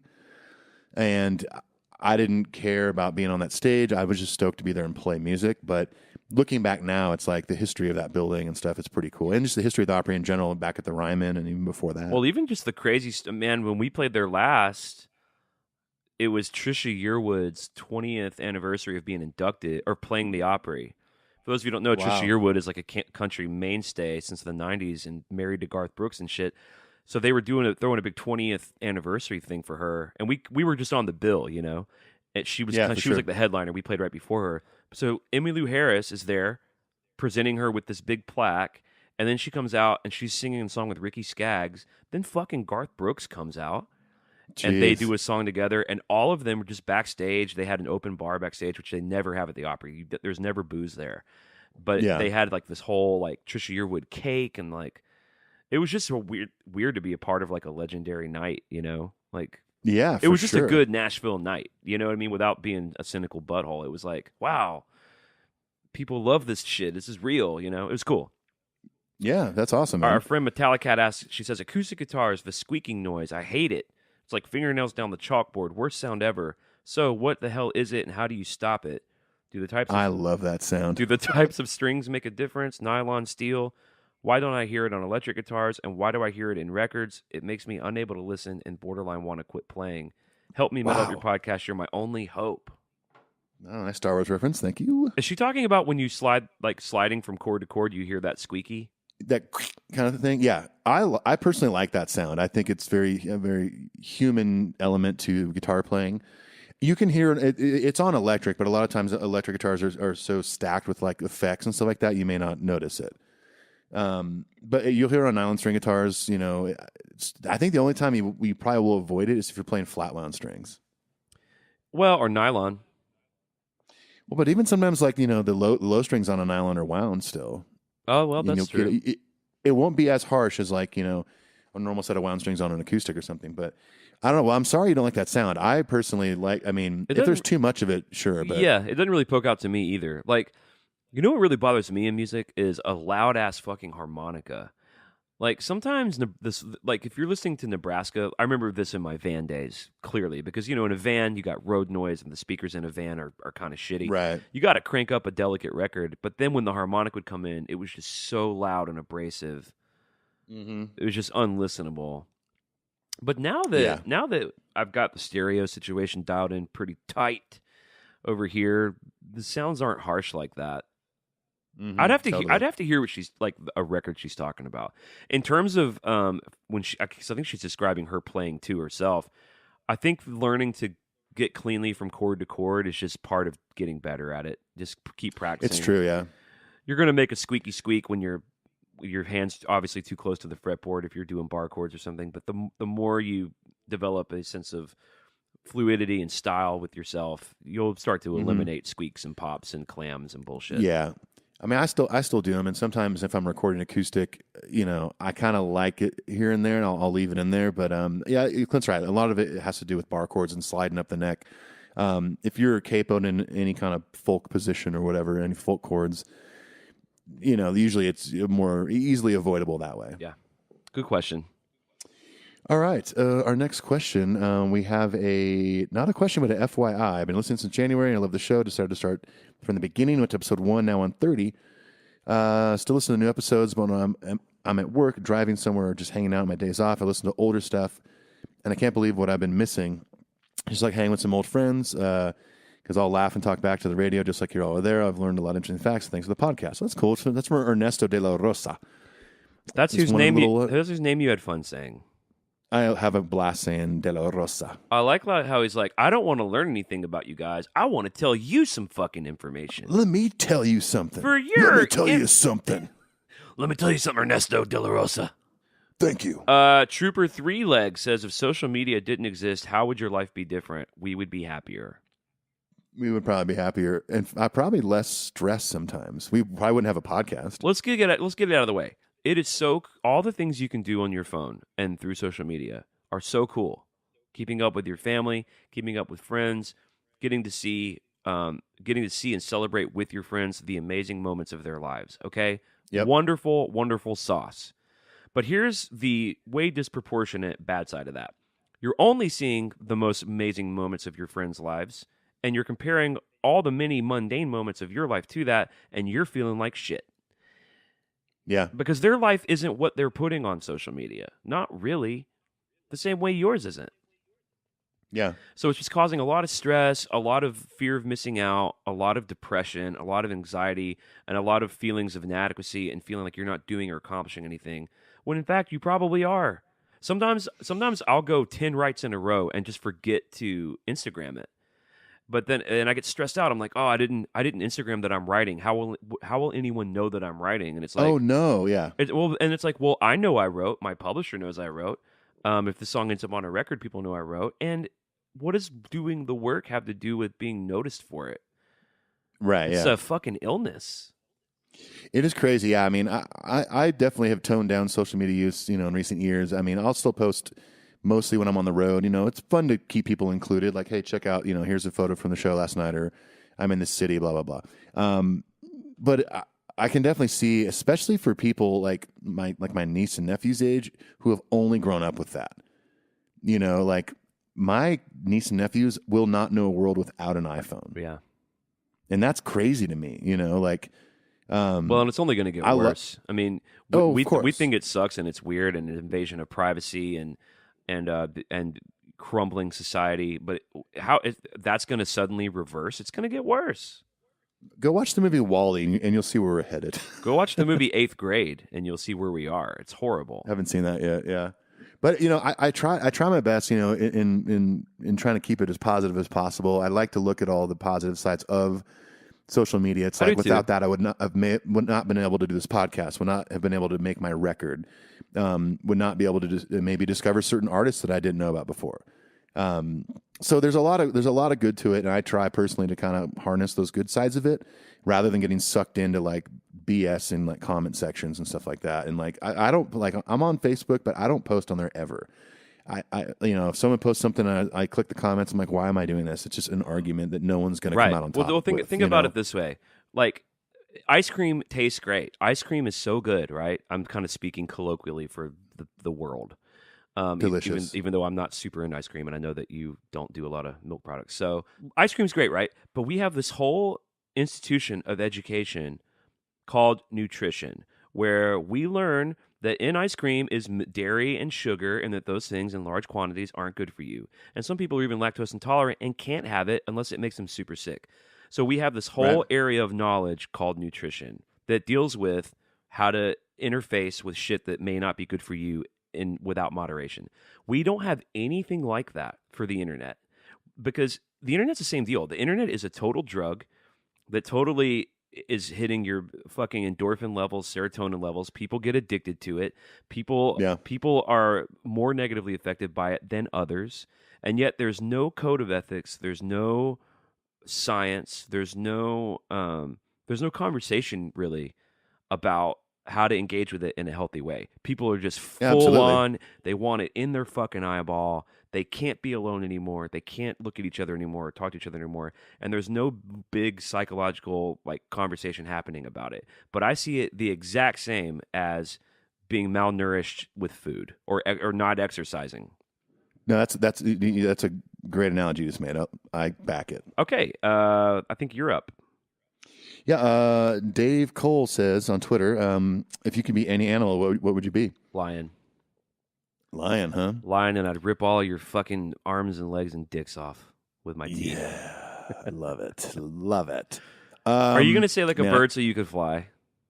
No, I'm not actually. I'm actually going to say something simple though. I'm going to say I'm going to be a dog, because this is the sappy side of me. Dogs are pretty much full of nothing but unconditional love, and like don't give a shit about Twitter and Instagram and Facebook or YouTube. They just want some food and some water and just to like chill outside. Yeah, and that sounds pretty awesome. They have a simple life.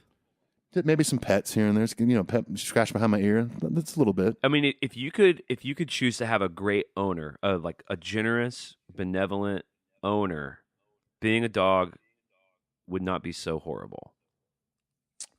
Of course. But I would want to be a lion. What kills lions other than fucking asshole humans? Asshole poachers. What kills a lion? I don't know. I mean, there's probably a reason they call him king of the jungle. Exactly. I mean, I will say, I think, no joke, I think hippos will give them the run for their money. Dude, don't you dare joke with me about hippos. If we're going to have a conversation about hippopotamuses, please do not joke with me. Please just shoot me straight.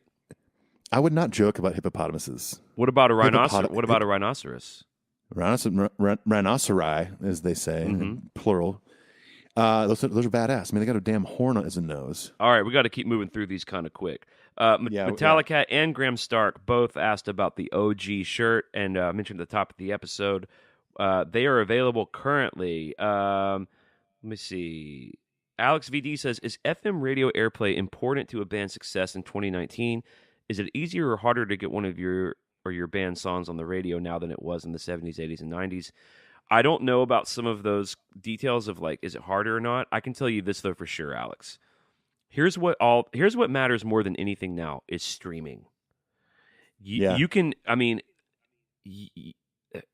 there are so many people that aren't being played on the radio whose stream situation is so fucking insane that they can go sell hard tickets in big venues. So what's a lot more important than getting on the radio is getting on a Spotify fucking playlist. Yeah, exactly. I've never gotten on. I mean, I'm on a couple, but they're really small, kind of. I guess you describe them as local or whatever. But Yeah, if like one of my songs were to get on some like popular new music playlist or something, all of a sudden it'd be like instant streams and more people would know about me. But that's not the case for me. But some people get that, and then great, you know. Yeah, so I think in country music, radio still matters having a number one, or like we currently have a top 20, and we're kind of starting to see what is different about that. And obviously, the TV stuff is coming now that we're in top 20, and so it still matters a lot in country. In terms of pop, I just think that pop is moved so far into streaming.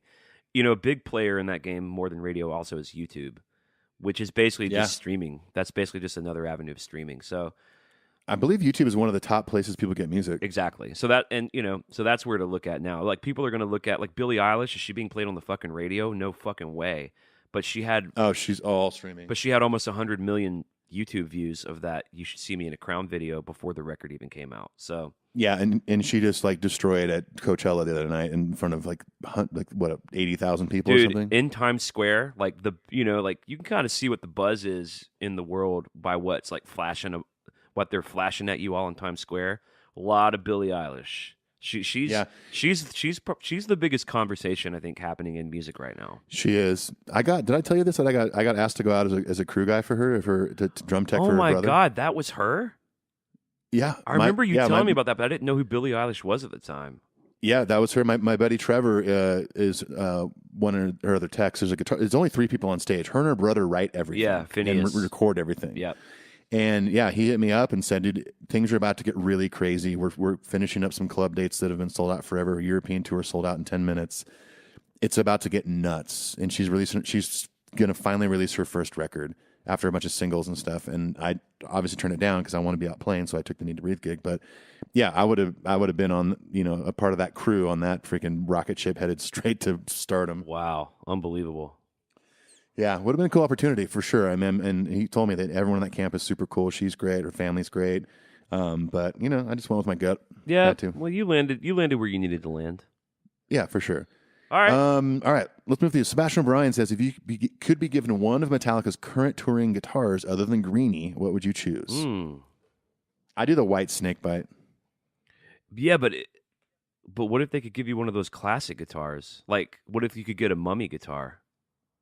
Yeah, I mean that'd be pretty cool. I mean, I would lean towards a Hetfield guitar. I would too. Yeah, I would too. Yeah, I do white snakebite, or dude, you know which one is awesome is the one he plays on Dream No More. Yeah, the purple baritone.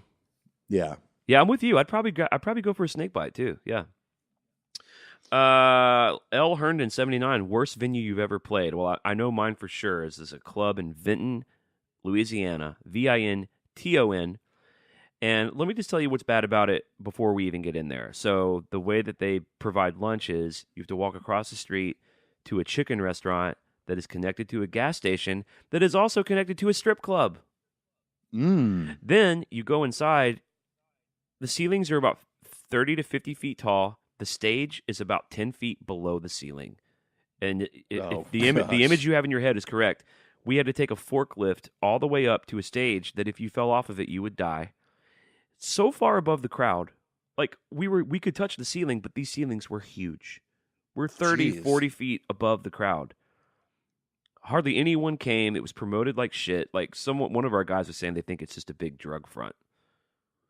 Yeah, sounds like I can't remember what it's called, but it was in Vinton, Louisiana. What about you? Nothing to see here. Worst venue for you? Gosh, I don't know. I've tried to block out most of those. They're the kind of venues you get to and they're so bad you just like leave. You just leave and like I'm never coming back there again. There was one I did in, I want to say it was in South Carolina, somewhere by the beach, like in near Charleston or something.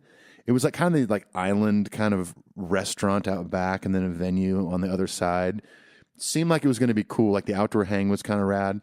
But then you went inside and it was just like the shittiest stage where like there was parts of the stage where if you were like, you jumped a little too hard, your foot was going right through it, like crappy PA, terrible monitors, no food whatsoever. You had to go like fend for yourself somewhere else. But I mean, God, I've probably played a million of those, not a million, obviously.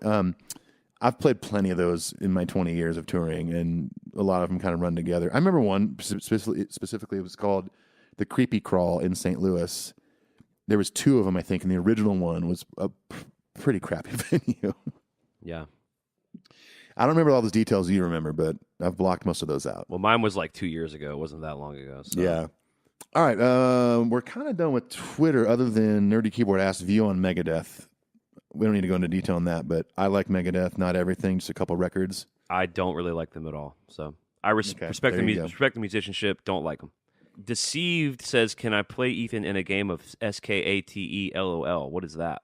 A skate is basically like horse. You do skate tricks and you spell out skate. Can he play you in a game of it? Sure. I'm going to tell you right now, though, you'd win because I don't do crazy shit on skateboards anymore because I cannot risk to break a wrist or a foot.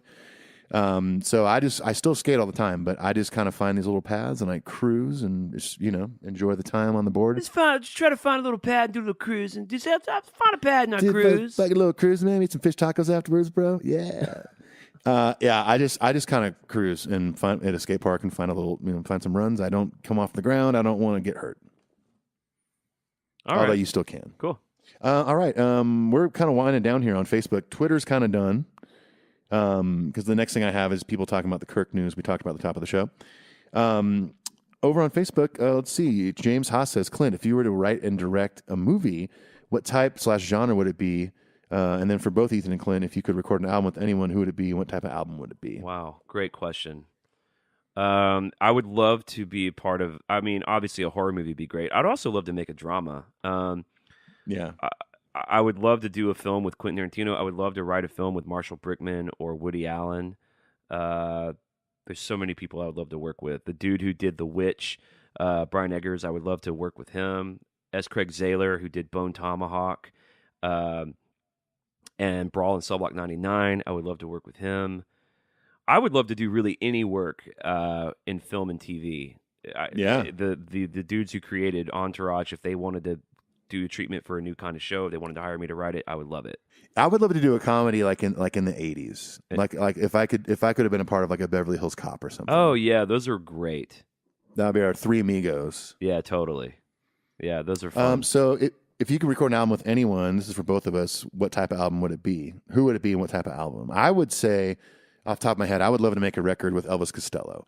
Because he has done so many different genres of music, from reggae to rock to country to classical. That guy covers. He produced the first Specials record. I mean, the dude's amazing. I would love to make a record with him, like a cool, vibey kind of reggae rock record. I would love to make a record with Steve Jordan. He was famous for he's famous now for, he's kind of hot now for John Mayer stuff, but he did a bunch of Keith Richards stuff. He did a bunch of Neil Young stuff. He's a great drummer, great producer. I would love to make a record with Daniel Lanois. I'd love to make a record with Nico Case. Yeah. The lists for those are super long. It's such a great question. I just wish we had more time to... Yeah, for Maybe sure. we should pre-read these. Maybe we should next time. I don't know about Instagram, but we're kind of winding down to Facebook. Only got a couple left. Okay, cool. Jason Berry says, you said to make it weird, so here goes. If you could choose between $1 million right now or being able to eat whatever you want for the rest of your life without gaining any weight, which would you choose? Easy for me. I would for sure do the eating one without gaining weight. The eating one? Absolutely. Is it eating whatever you want or eating one thing? Eating whatever you want, but you never gain weight. That is worth whatever you want. That's worth way more than $1 million to me. For the rest of your life? That's pretty awesome. What are you going with? I was going to go for the $1 million because then if I do gain weight, I can afford to get liposuction. I don't know why I feel this way, because I'll probably never have $1 million, but I feel like $1 million isn't that much money. Like, it really you would isn't, definitely spend it. If you made $1 million, you'd still have to work probably for the rest of your life. Well, I think what I would do immediately is I wouldn't tell anybody, and I would immediately hire a financial advisor, and I would put as much as I could into like savings and things that would make itself money, to where I just didn't have to worry about it, never touched it, and let all that go to like whoever inherits it when I die, and then have enough in my account, pay off my house, pay off my cars, and just but still do what I do. I would still go on tour. But just think about this. If, say, you wanted to invest it in Nashville real estate, which Nashville real estate is one of the best things you can invest in right now. Right. Someone's knocking on my door. We're going to maybe let it ride and see if they go away. If you were to invest that money in Nashville real estate, you could only get about three properties. I just feel like it would go so fast.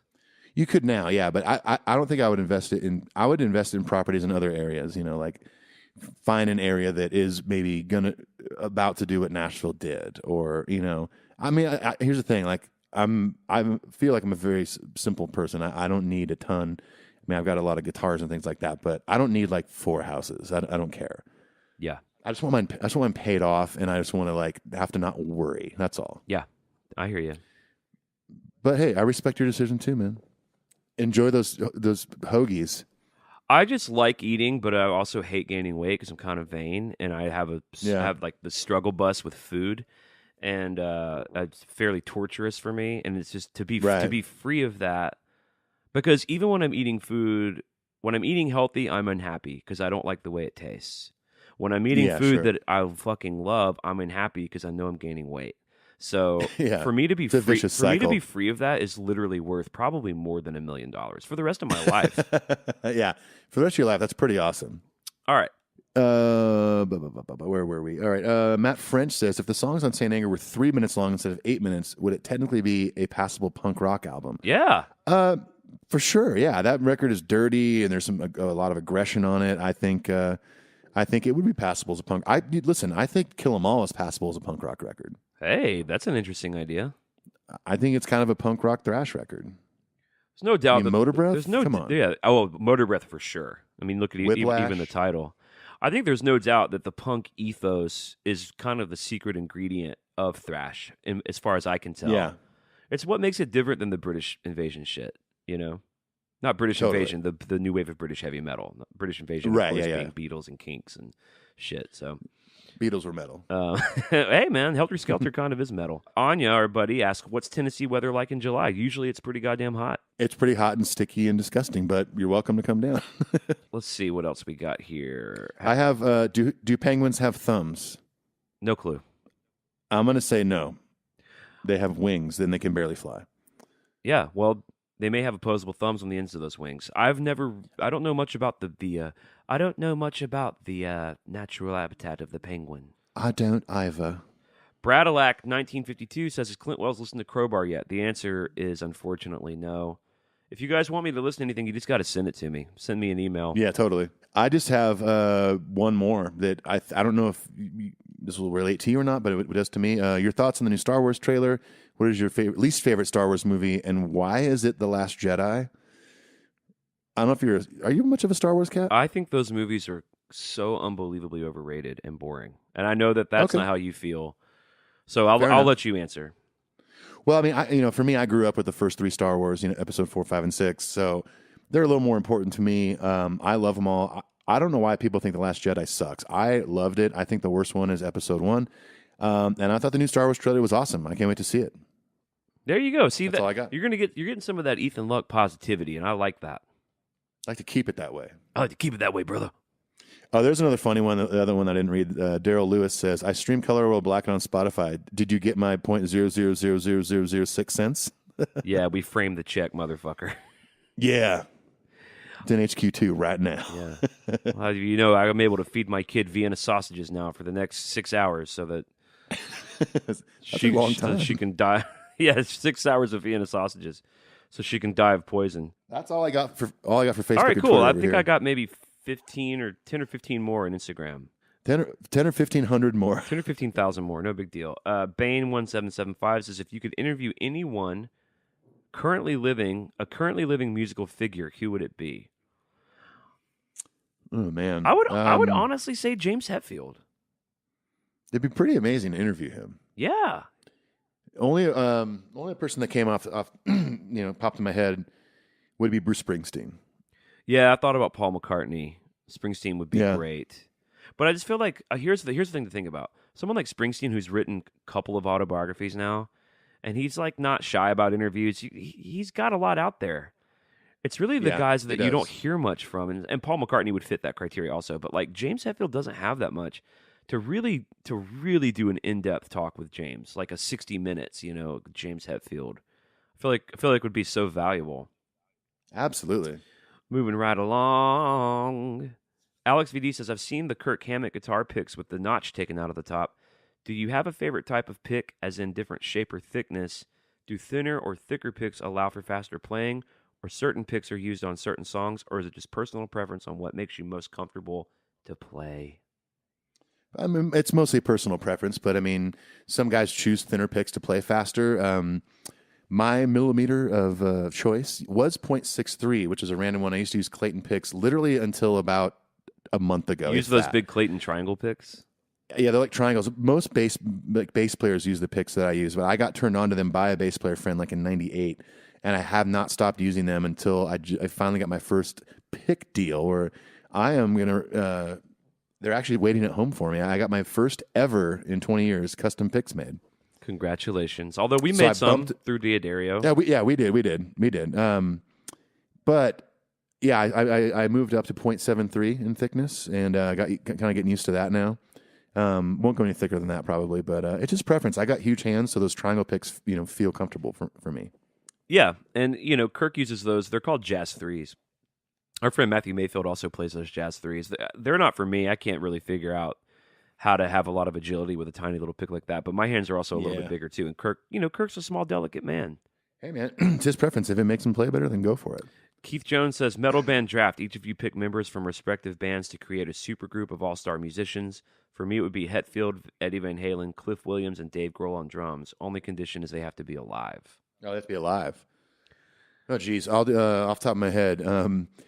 Here, how about this? James Hetfield, Kirk Hammett, Lars Ulrich, Jason Newsted. That's such a good answer that I'm going to actually just adopt that as mine, too. No diss to Rob. I just thought it'd be funny. Mega Daryl 17 says, what was the first album you knew all the words to? For me, it was Swallow This Live by Poison.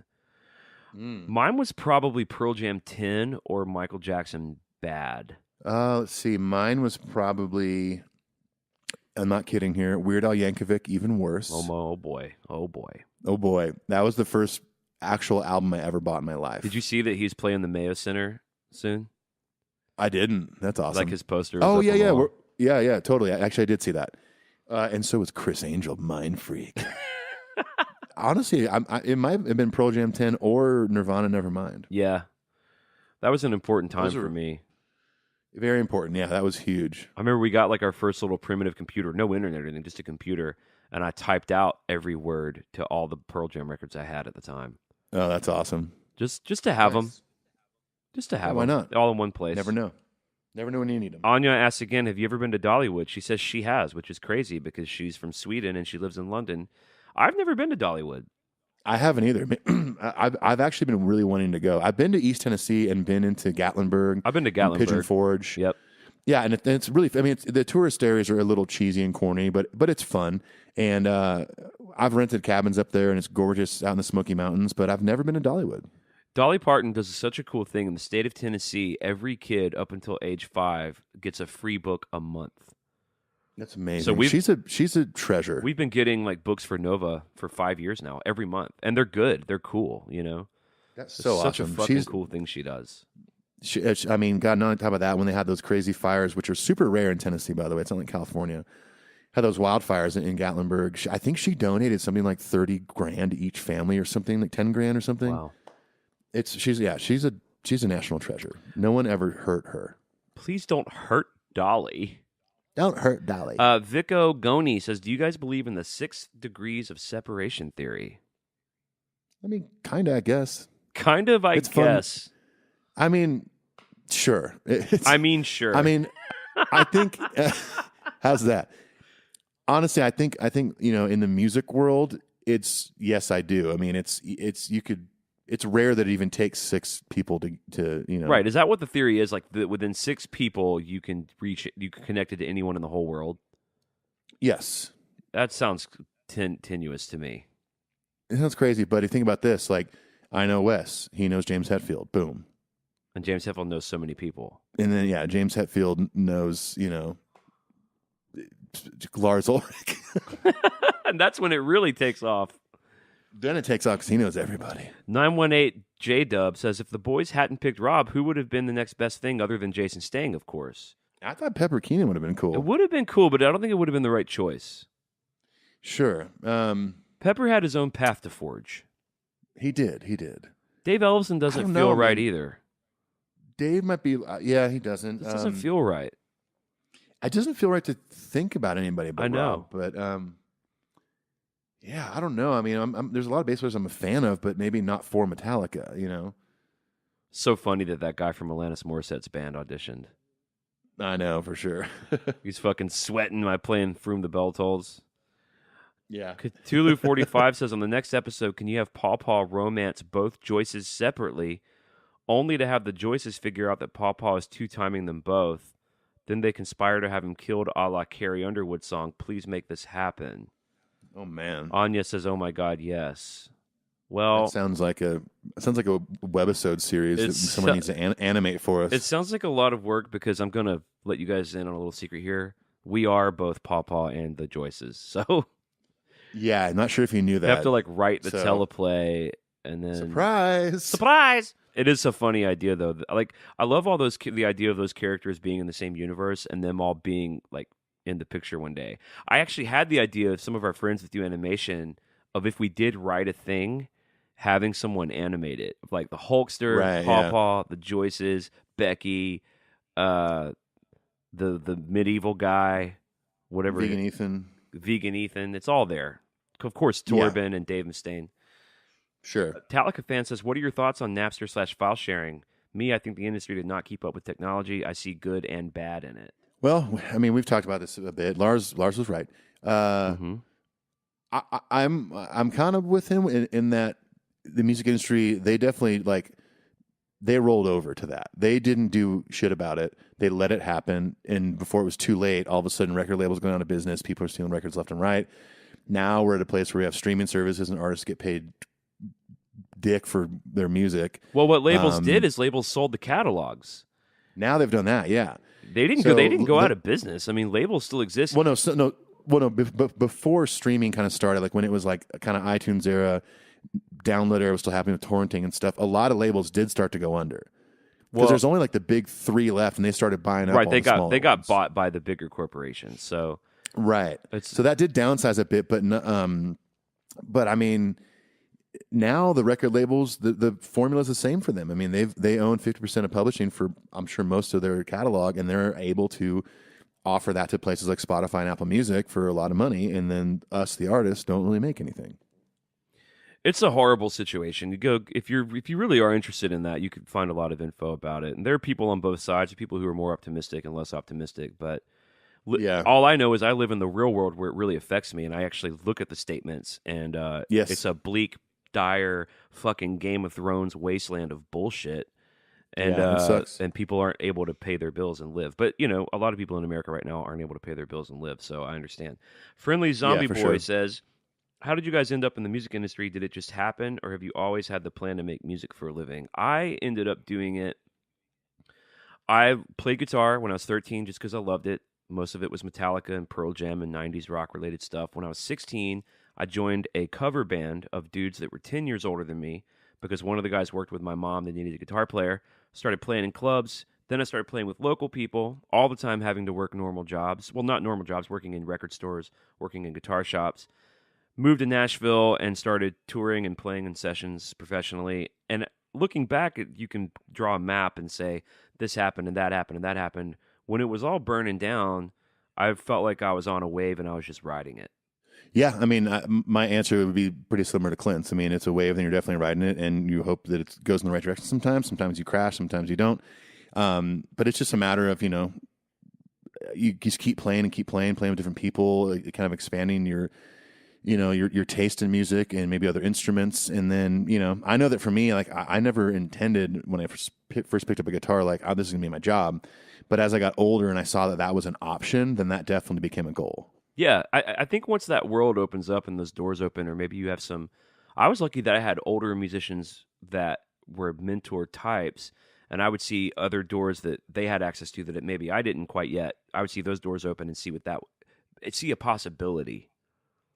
Right, oh, yeah. my friend Brad or whoever got this gig and he's on a tour bus now. I remember thinking like, oh my God, to be on a tour bus, like... Impossible. My idea of making it I remember thinking my idea of making it would be just to make 20 grand playing music a year.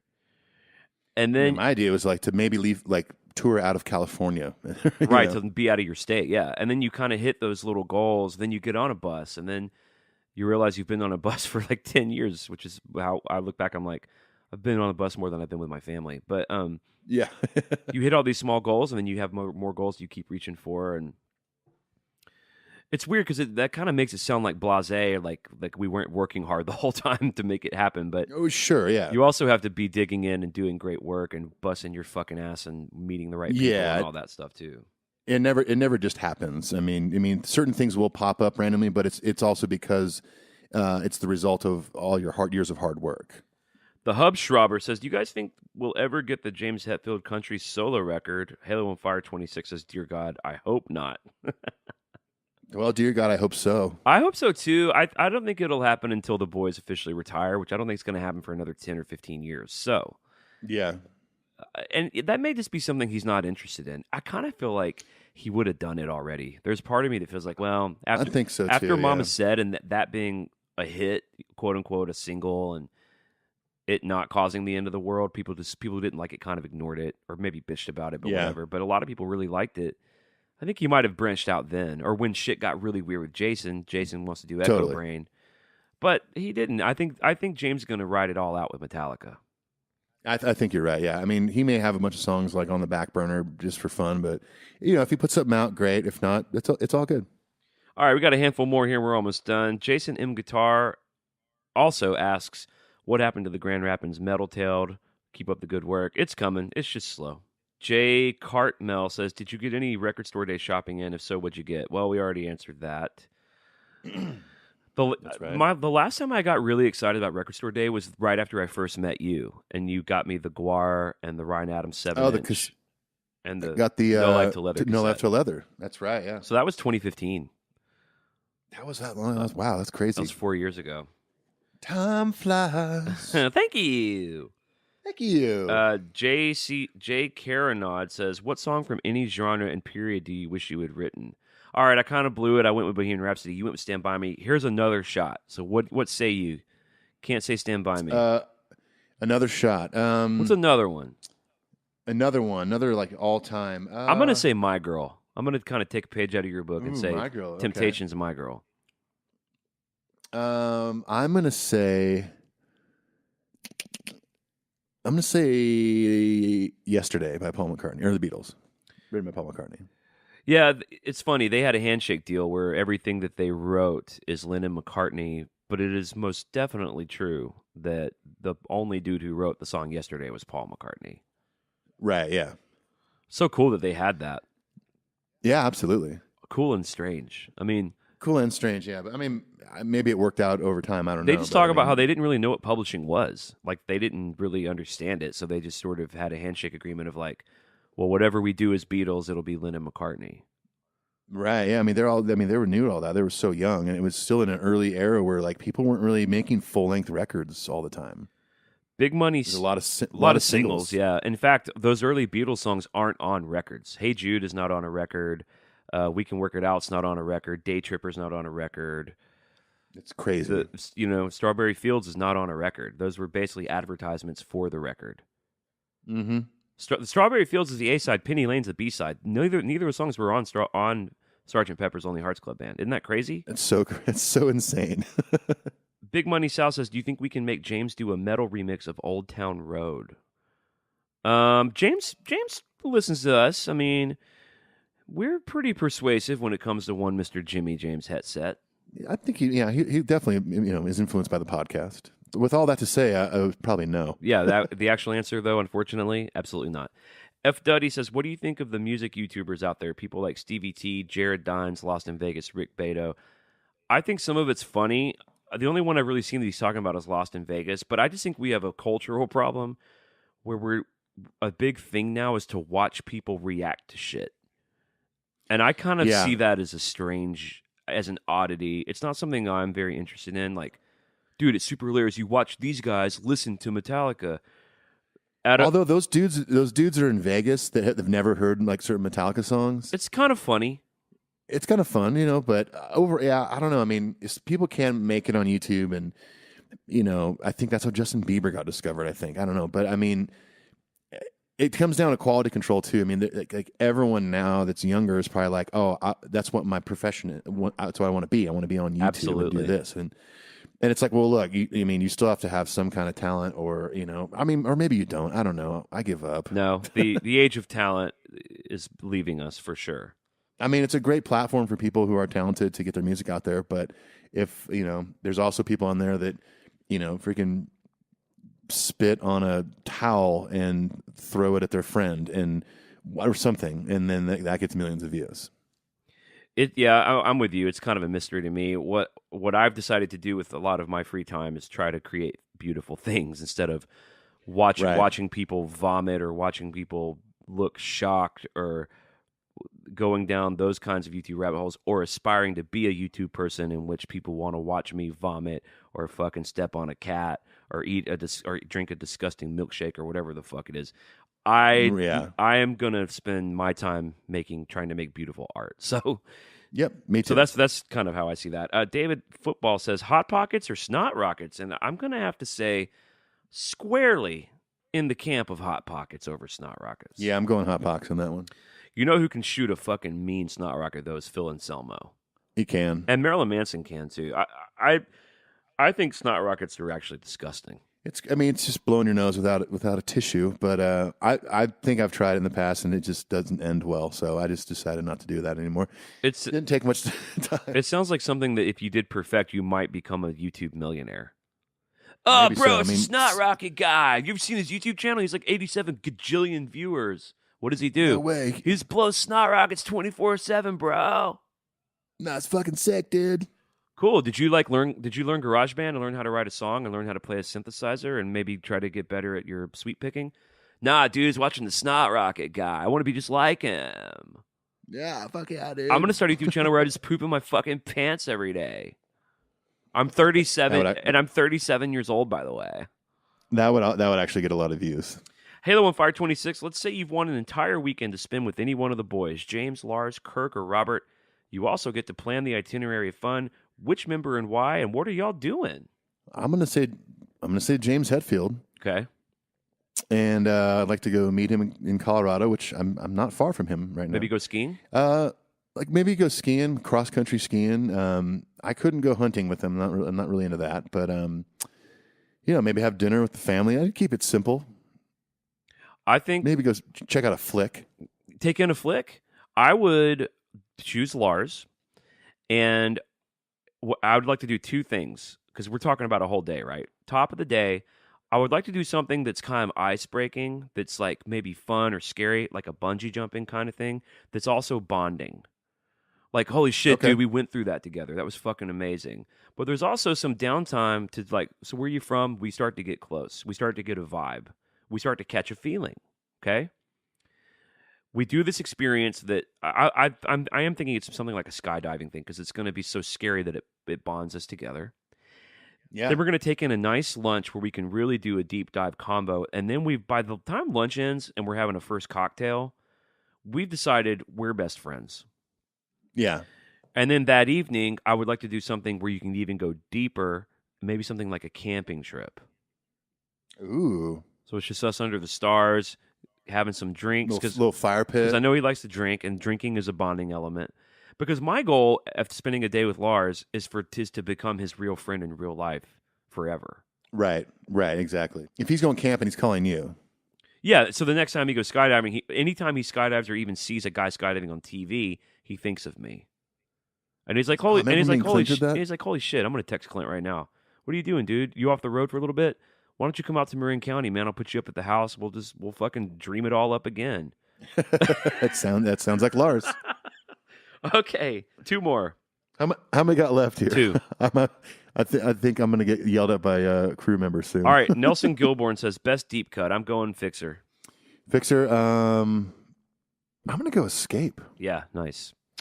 I love that song. Our last question, Eric Dallager says, is it true that you can email yourself a song you wrote as a poor man's copyright? That is true. It is true. Basically, if you got something that has a timestamp on it. Exactly. That's kind of enough proof, I guess. I'm actually... Well, not actually, potentially going to need to do that soon. There's an album, I'm not going to say anything in specifics, but there's an album that I co-wrote 2 songs for that is coming out soon, and the person who is for, I have texted multiple times about publishing info and has never texted me back. Not good. So, not good. But worse for that person because I've got the original demos that are very, very timestamped. Now, there is a legitimate way to copyright your shit, but you have to pay a fee, and I think it's through the Library of Congress. But any way you can prove that you composed or wrote something and it's connected to a date and a time, you can use that.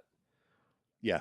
Back in the day, people used to mail themselves the lyrics. a CD CD or lyrics or something.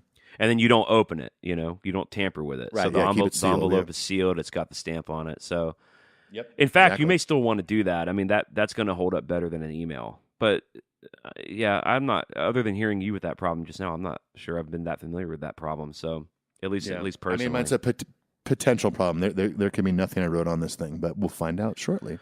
Well, look, that was fun. That was an AMA. It was Ethan and I don't like to not do an episode, so this week it was super busy, and I know we've been putting you guys through that a little bit because it's just the case, dude. We've just been on the fucking road. Yeah. So I thought that was fun and weird and cool, and we got to answer some questions. We're going to be back next week with a normal episode. Ethan's going to be back in town. We're going to be reunited again.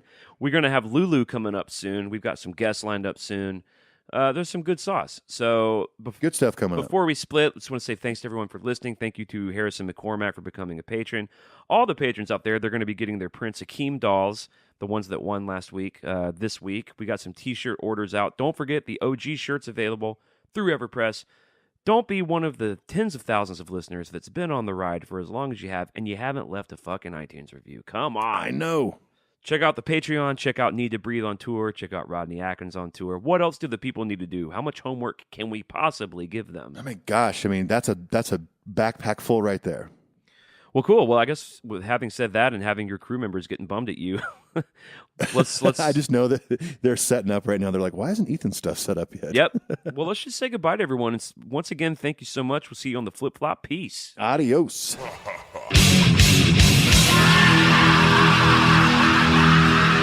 You were our advisor, what would you say? Then I would say delete that.